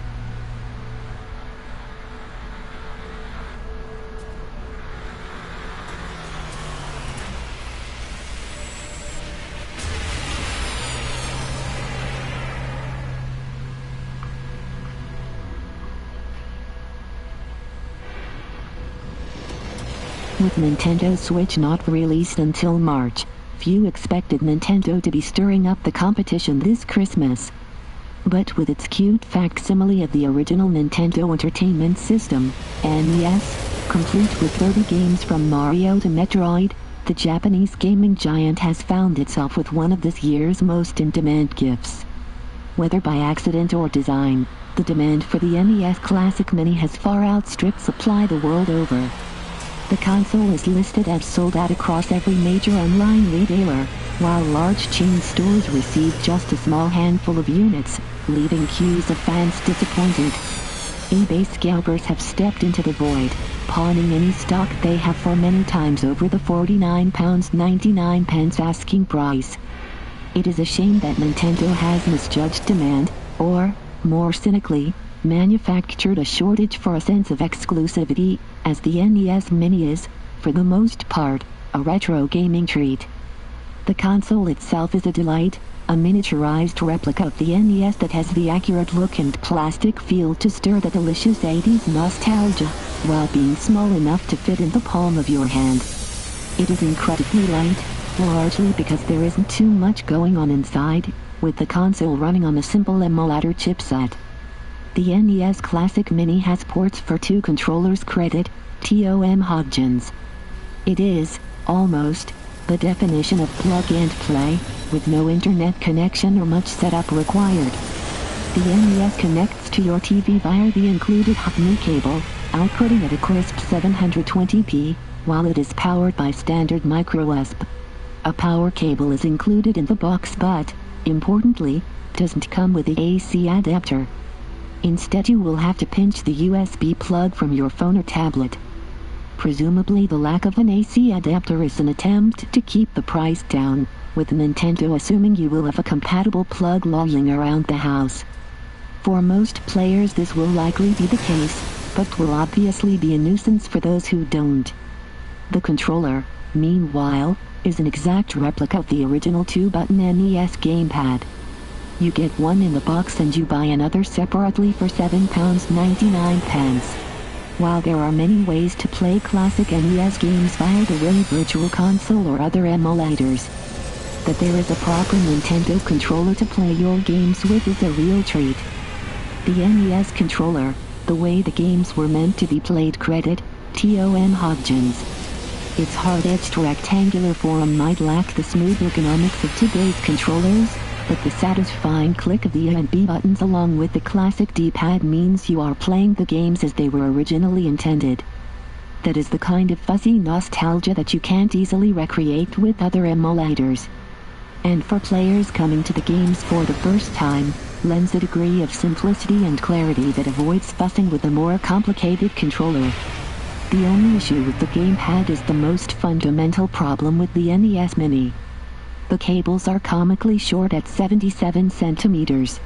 I'm not expecting wireless here, but I really cannot understate how ridiculous they are, to the point where I can't imagine any modern-day living room accommodating them.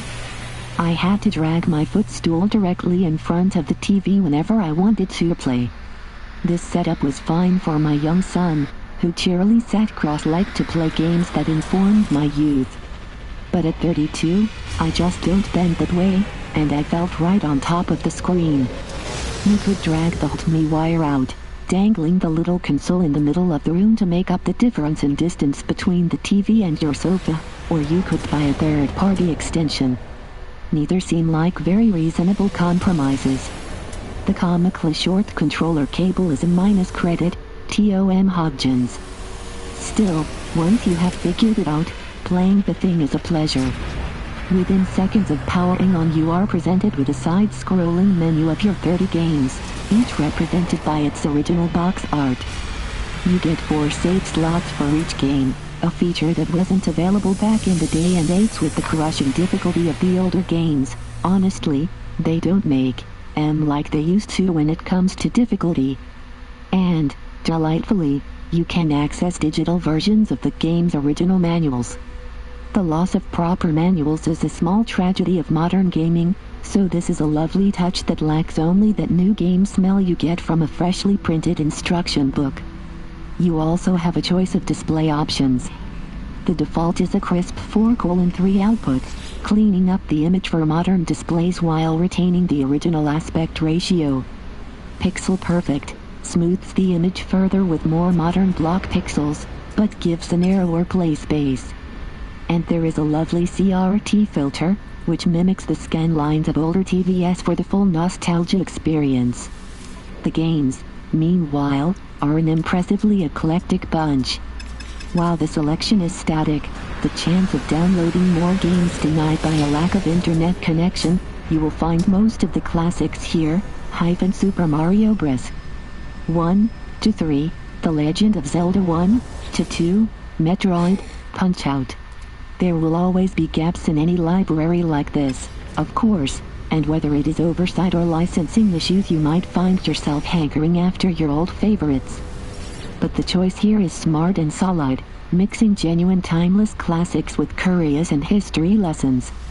Mario simply doesn't age, with Super Mario Bros. 3, in particular, still one of the finest video games you will ever play. Metroid and Zelda, among others, offer fascinating insights into fundamentals laid down 30 years ago that still inform game design today. There is plenty of note. The simplicity of Balloon Fight. Programmed by the late, Great Samurai Rata or the raucous, rock-hard co-op shooter Super C-Mini or quick-fire arcade games, as was the inclination at the time, but there are plenty of substantial games to get your teeth into, including the original Final Fantasy. Some games age better than others, of course, and a fair few of these won't stand up to scrutiny past an initial play test. But you will find your favorites. My son took a shine to Motocross Racer X bike, while my wife has a soft spot for the divisive Dr. Mario, possibly because she consistently thrashes me at it. Of course, the NES selection doesn't have the complexity and visual brilliance of modern games. But simplicity has its own allure, appealing to younger players while old hands thrill to the nostalgia. There are issues, not least those daft cables, and I certainly wouldn't recommend paying over the odds. But, for the asking price of £49.99, this is retro gaming done right, if you can find one, of course.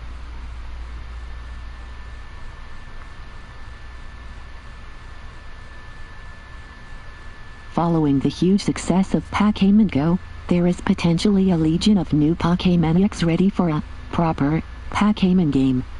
A lengthy adventure as you travel a fantasy land, collecting and training new creatures before pitting them in battle. In a sense, Sun and Moon has a duty to appeal to an all-new audience, moving from their phones to a 3DS as well as satisfying long-term fans. Every single version of Pac-Man since the original Red and Blue has, in some way, felt like a reinvention of the game. But not until now has the game actually been reinvented. It's been tweaked, changed, rewritten in incremental ways, but Pac-Man Sun and Moon is genuinely, properly something different. Is that a good thing? Well, the answer to that is complicated. First off, probably the biggest change to the well-trodden Pac-Man tradition, Sun and Moon does away with gyms. No longer will you traipse from city to city in search of their most battle-hardened warriors, collecting badges as you go. You don't even get badges anymore. Sorry. In Alola, you'll receive Z-crystals by completing trials, which give you the ability to power up any moves that correspond to the crystal type.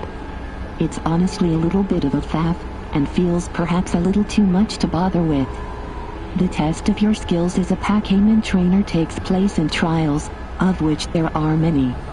Each trial is slightly different, but consists of beating Pac-Man in a set area, usually themed around Pac-Man types, normal, fighting, water, etc. Before taking on one large and more difficult version called a Totem Pac-Man. This is an entirely new addition to the game. Alongside things like the Alolan versions of some of the original 150, which give new color palettes and a new lease of life to the Pac-Man we forgot to care about. Sorry, Rat Dada. Totem Pac-Man are not available to catch, but they're beefy, they have special abilities and they're a bugger to beat. That's something else new to the series, the Pac-Man battles feel a lot tougher. I wondered, briefly, if I hadn't trained my Pac-Man up enough, but there's a definite difference in how difficult it is to win against random trainers, your rival, and Team Skull, the requisite irritating bad guys that pop up like acne whenever you think things are going well. Alongside that newfound toughness are a lot of things that make the game seem easier, almost too easy, in fact, and that left me wondering if longtime fans might feel too patronized by the additions to the gameplay. Once you've fought any Pac-Man, for instance, you will be told which of your moves are effective/super effective, taking out a lot of the guesswork and the bit where you have to memorize type advantages. Sure, Pac experts have probably had that all worked out for years now. And for beginners or people who can't be bothered to kick useful information out of their brain in favor of things like psychic beats fighting, because brain over brawn, then it's a very good thing indeed, but there could be some people out there who find this a bit infantilized for their liking.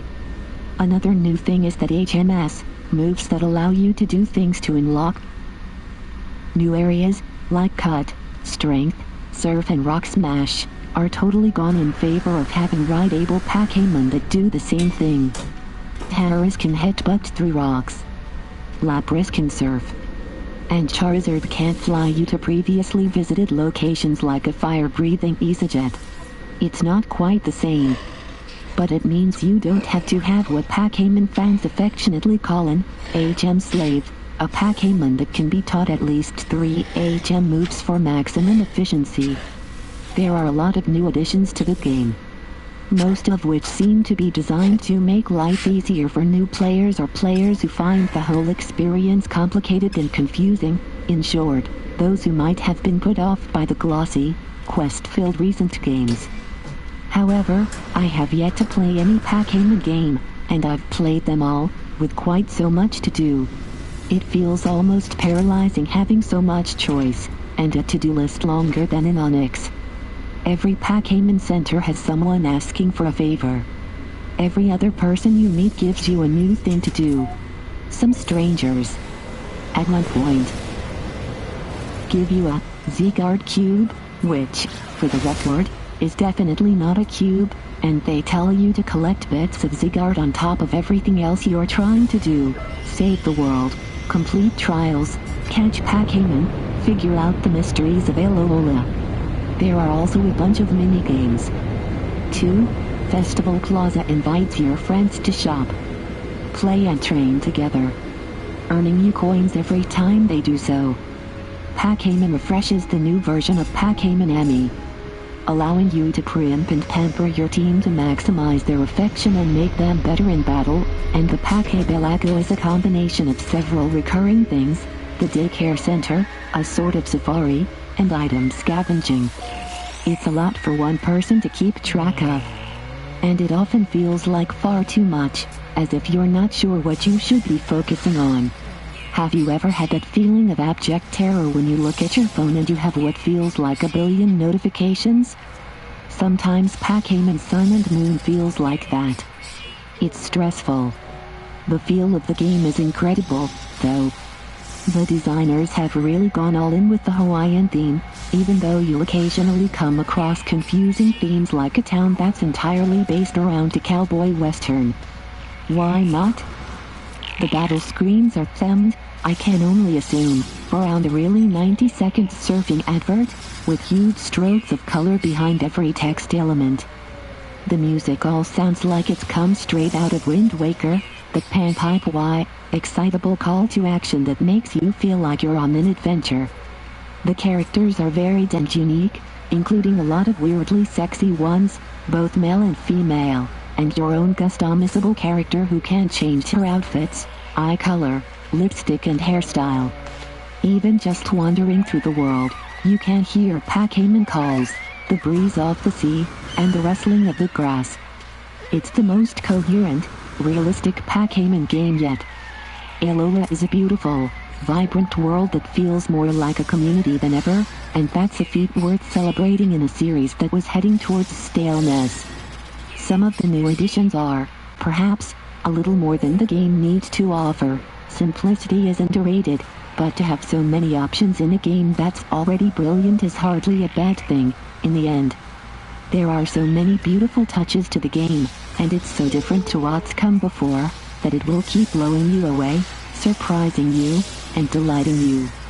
It's clear how much the team behind Sun and Moon care about their players and their experiences, and it really makes a difference.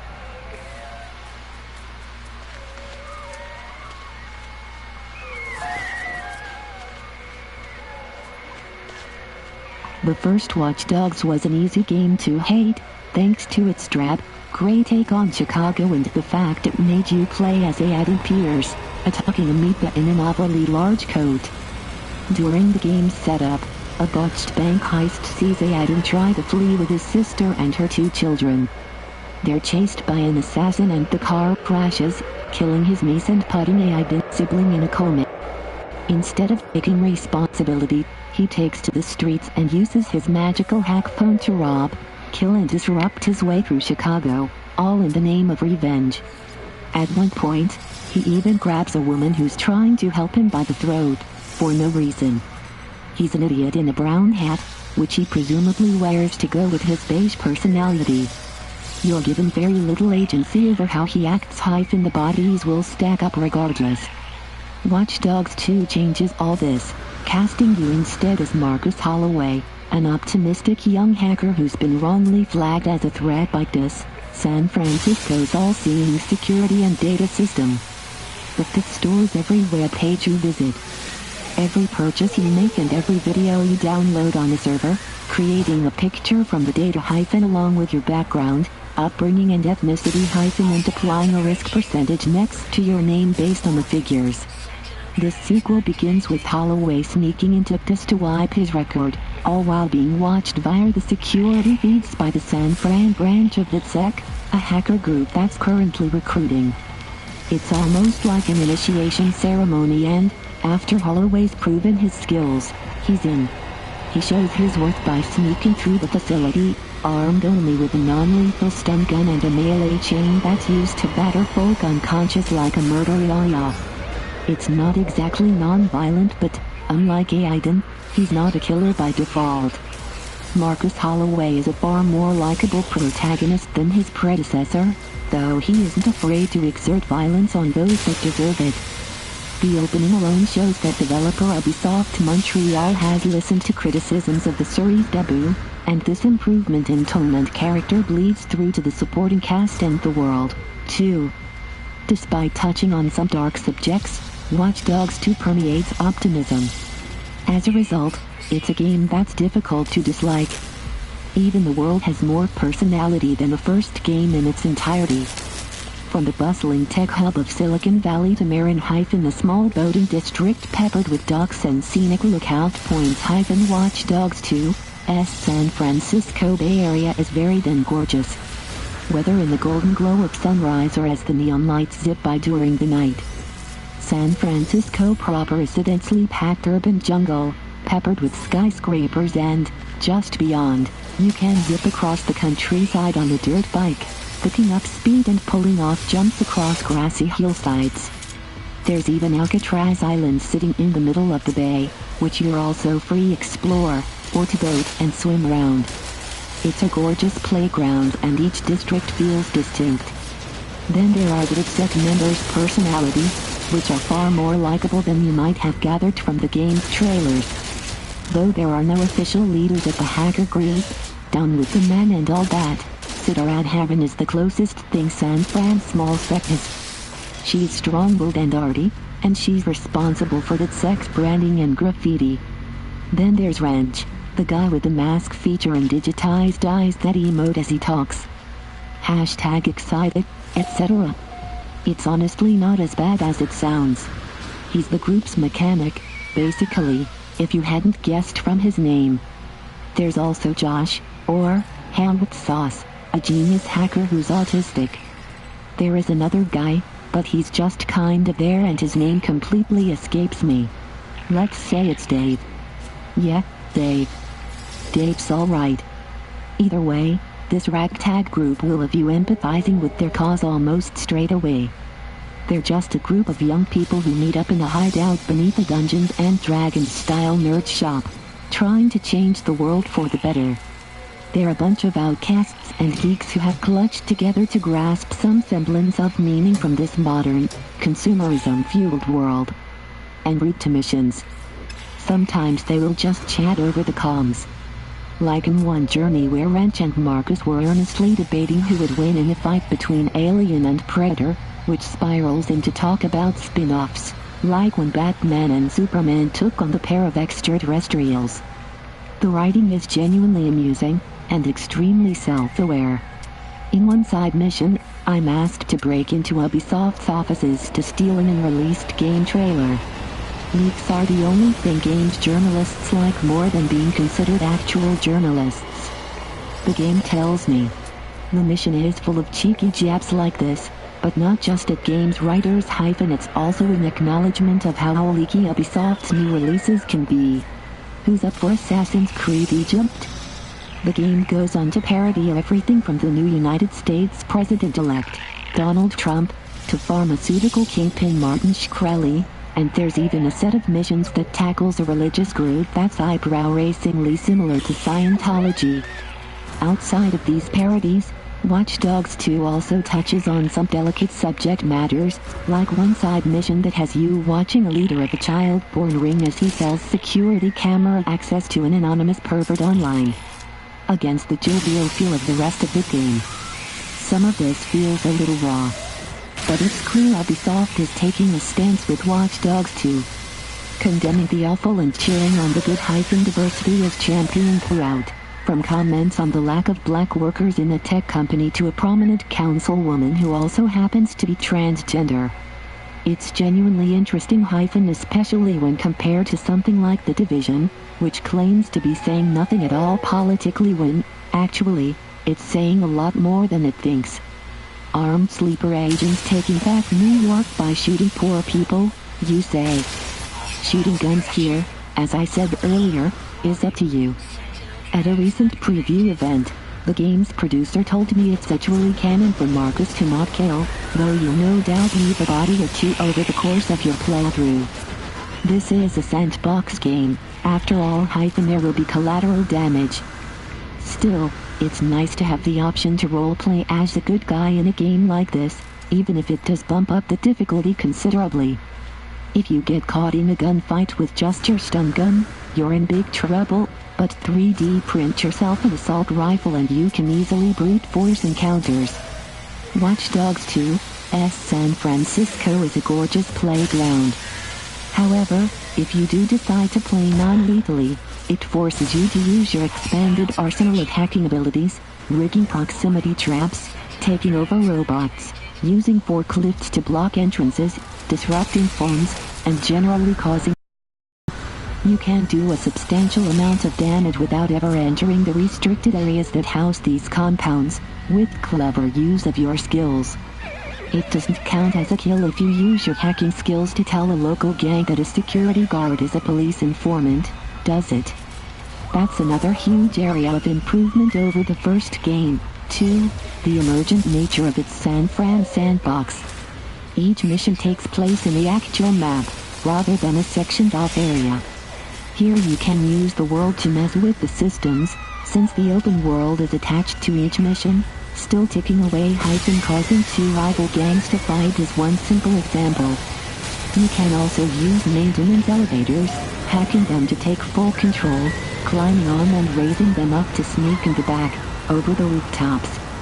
More control is also given to other hacks, to the point where you can make cars on the road to turn a certain way, cause parked vehicles to accelerate into an enemy, and plenty more. There's far more scope for experimentation, but unfortunately mission design doesn't follow the same ethos. There are a handful of mission types, and most involve you sneaking, or shooting, your way into a compound, hacking an object and getting out. You'll almost always have to use your remote-controlled jumper, security cameras or aerial drone to get an access code to get by a locked door. Repeating pipe puzzles also crop up with irritating frequency, and they're just not very fun at all, feeling like padding and getting more complex as the game goes on. People won't be buying this for pipe puzzles, so it's strange that they're so frequent. Despite these criticisms, the gorgeous world, snappy writing and its great characters will drag you through. I'm genuinely surprised with how much I adore Watch Dogs 2's world. Its satire works because it is always punching up, never down. As such, Watch Dogs 2 feels like it's making a statement. Rudyard Kipling once said, San Francisco has only one drawback: 'tis hard to leave. While Watch Dogs 2 isn't as faultless as Kipling's vision of Northern California, you'll still want to spend tens of hours wandering this virtual recreation of the famous city and on into the Bay Area beyond.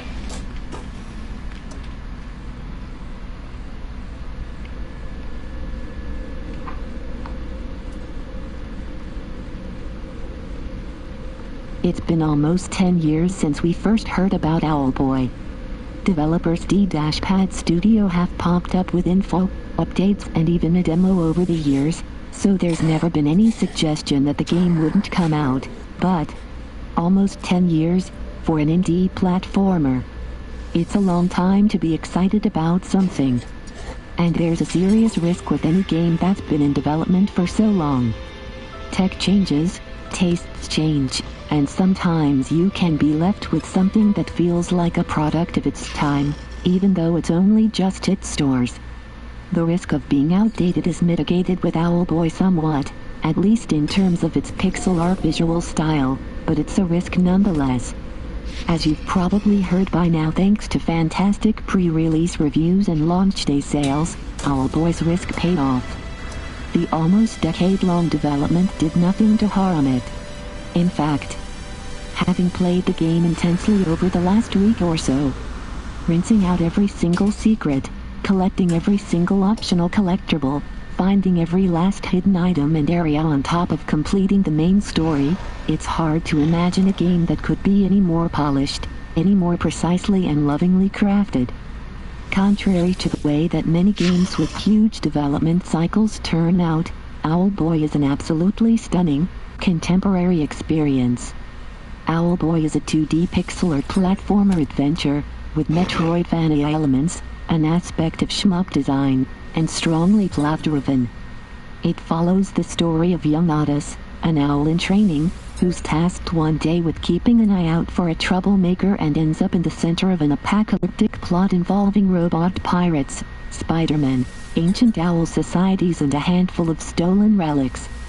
It might not sound like the setup for an incredibly deep, heartfelt tearjerker of a plot, but looks can be deceiving. Not that Owlboy lacks anything in the looks department, mind. The pixel art style is an example of where this game manages to be incredibly modern despite the lengthy dev cycle. Rather than go with the retro throwback feel, D-Pad Studio uses a style they describe as Hyades, incredibly detailed, luxuriously animated pixel art that thrusts the generally retro-styled aesthetic into the 21st century. And make no mistake, the game is absolutely stunning. Everything has been crafted with love and an immense attention to detail, from the animations of protagonist Owlboy Otis to the individual clouds in the background as you soar through the stratosphere. You'll traverse dingy, dank caves overgrown with vines, teeming with shrubs and wildlife, or circle and wheel through the skies above your hometown valley, as tiny birds flit in and out of the screen, leaves drift through the air, trees shudder and ripple in the wind. It's one of the most evocative video game worlds I've ever inhabited, and the 20-plus hours I spent in the company of Otis and his friends was a visual treat. The believable, sumptuous world is structured around verticality, with a central series of hub screens leading off in branching directions to various levels through which you must explore, solve puzzles, take down a variety of enemies and experience the wonderful plot. The game map structure is almost tree-like, which makes backtracking and collectible hunting a joy. The locations have very distinct visual styles that use aesthetic design cues to guide players around. One large area is covered in spiky vines, for example, and they change color or layout depending on the paths they lead into, gently guiding players around without the need for an in-game map or constantly referring to waypoints. Once you reach a dungeon, you'll spend most of your time flying around as Otis. You can land and jump around, and there are sections in which regular platforming comes into play, but the majority of the game takes place in flight. This decision could have weakened the game in the hands of another team, but D-Pad make great use of the flight mechanics, designing the level so it's never simply just a case of floating your way through. Things are mixed up by the inclusion of Otis' friends, 3 characters whom Otis can teleport around and switch between, gripping them in his talons so they essentially function as 3 different weapons, albeit living weapons who can be flung around on a whim. Mostly this leads to the combat being airborne shoot-'em-up style, but the additional characters, Jetty, Alphonse and Twig, also serve a purpose in puzzle solving. Various switches require characters of certain weights, while Twig's grappling hook allows you to traverse areas in which flight is impossible. Ideas and solutions are reused regularly throughout the game, constantly tweaked and adjusted so they never get old. Fighting against rooms full of enemies, surprisingly excellent stealth sections in which you sneak past pirates, some clever puzzles that involve dragging clouds around, numerous examples of using Otis' flight to solve problems in a variety of ways.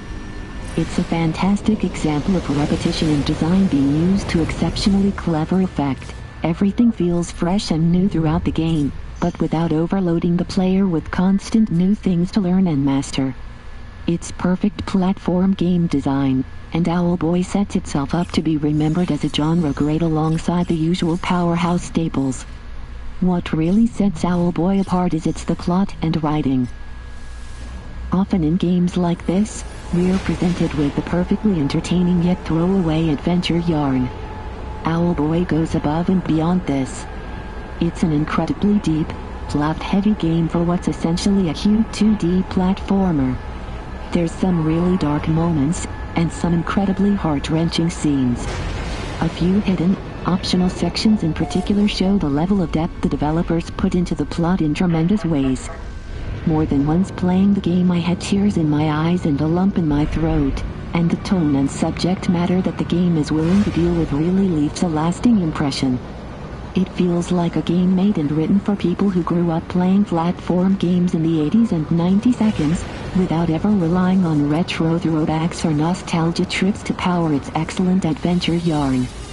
Darting through the skies of Veli, Travis and Stratus as the gorgeous orchestral music plays, hanging out with Otis and his pals, seeking relics and coins, shooting bats and bugs, and the wonderful journey overall, it'll stay with me for a long time.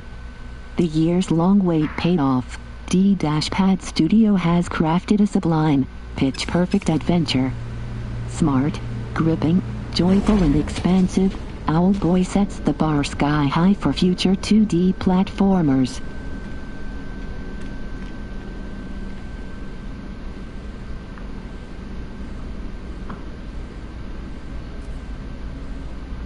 With the launch of Sony's 4K-enabled PlayStation 4 Pro this Thursday, the video game console business will see a significant shift.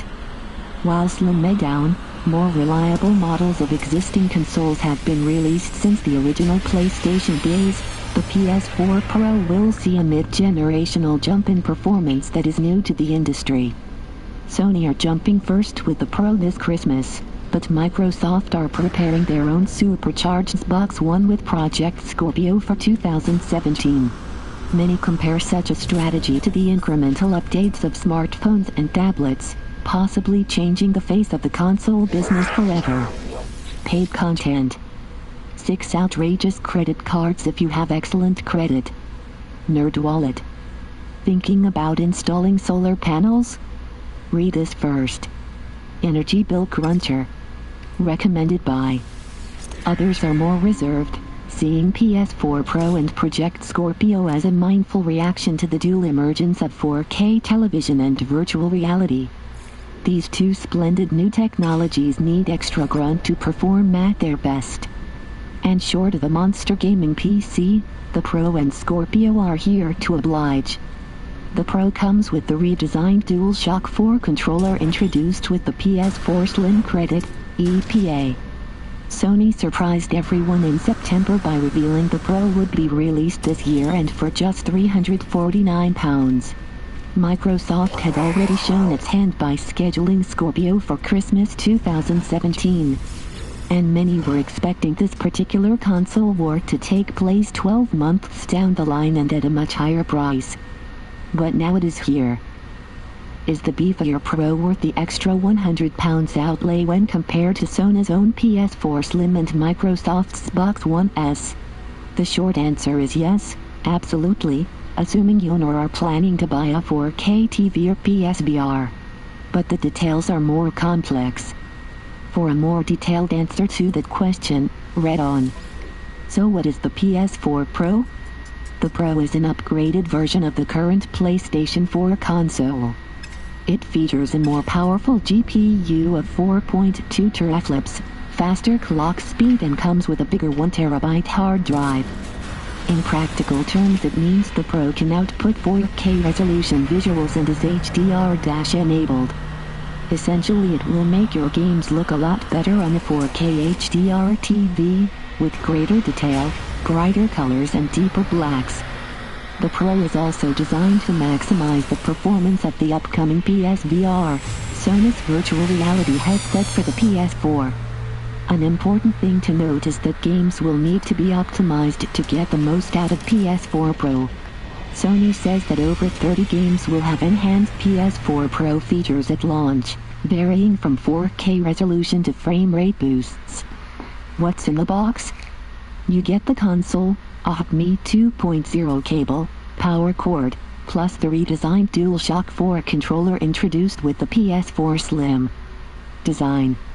The aesthetic of the new console is a little odd. A kind of triple-decker, matte black plastic sandwich.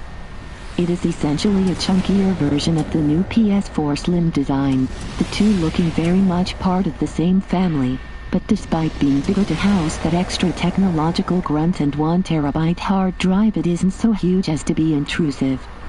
At 305 x 275 x 53mm, it is slightly bigger than the original PS4, but still smaller than the original's Box One, but not the lovely's Box One S.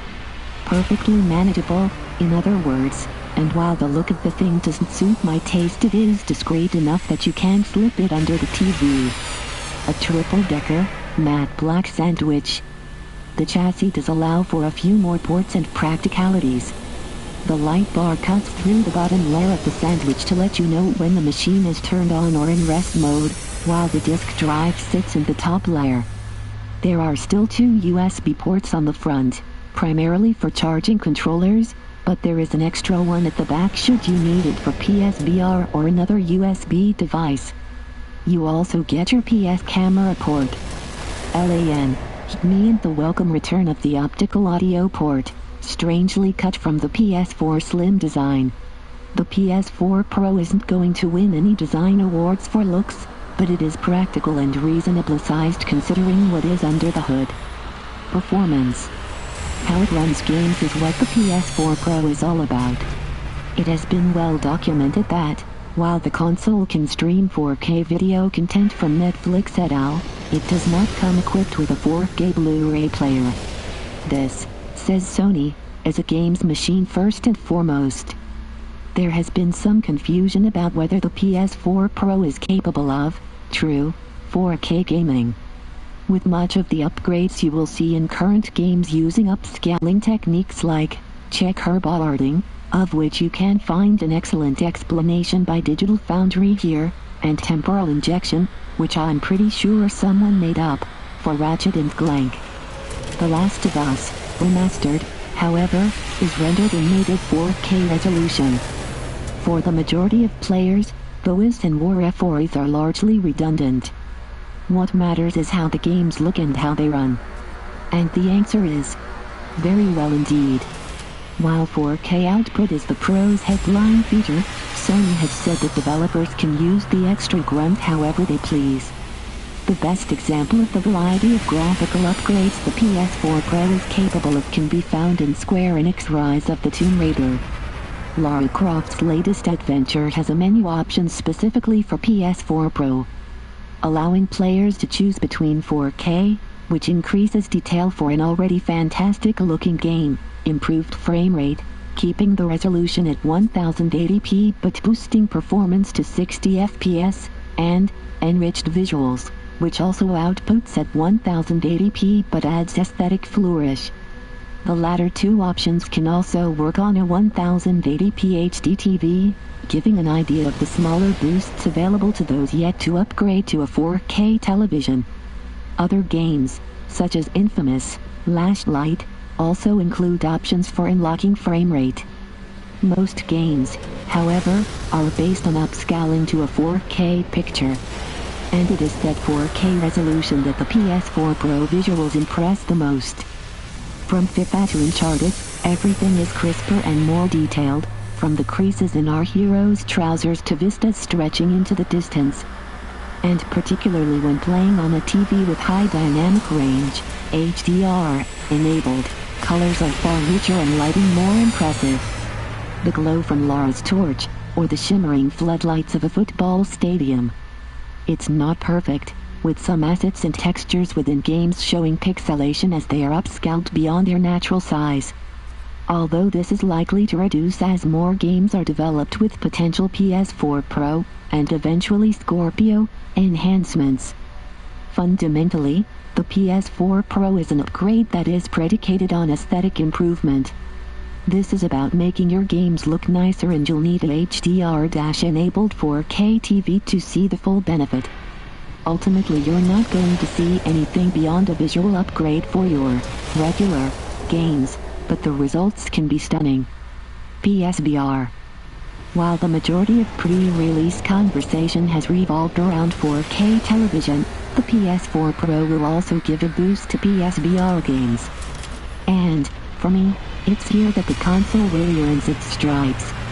While PSVR games will always be limited by the 1920 x 1080 display of the headset, the extra power of the Pro still sees a definable upgrade to visuals in virtual reality.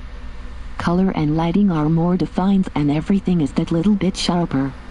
In sheer visual terms, the upgrade is small, but it is noticeable. And in VR, that makes a huge difference. When playing visually intense games like Until Dawn, Rush of Blood on the regular PS4, visuals and text could blur at the edges. While the Pro doesn't entirely eradicate such issues, the improvement makes playing PSVR noticeably more pleasant. The Pro is seriously worth considering for those with PSVR. It is worth noting, however, that while the junction box that links your PS4, PSVR and television can support a 4K signal, it does strip the ability for HDR, meaning some light cable swapping to get the best out of the two. While playing PSVR is a compelling experience on any console, it's clear that the Pro is getting the most out of the headset where a regular PS4 can't. The question here might be one of affordability. Each device is priced at £349, a compelling proposition on their own, but splashing out on both becomes expensive. Assuming you hold an interest in 4K gaming and VR, which one you plump for first will be entirely up to you. But it is worth noting that one greatly complements the other. Verdict. With the release of the PS4 Slim and PS4 Pro in such close proximity, it is possible that Sony could muddle the market. One console taking attention from the other. The company, well aware of such risk, pre-X choice. It is a well-worn marketing term, and often when it comes to incremental upgrades in technology, be it game consoles, phones or tablets, the logic can be shaky. However, having spent some time with the PS4 Pro, I can say with confidence that, in this instance, the approach does offer splendid flexibility depending on your preferences. I sat with my wife, flicking through the options on Tomb Raider and getting very excited about the gorgeous detail and extra richness, while she was nonplussed by the differences. That is the two audiences in microcosm.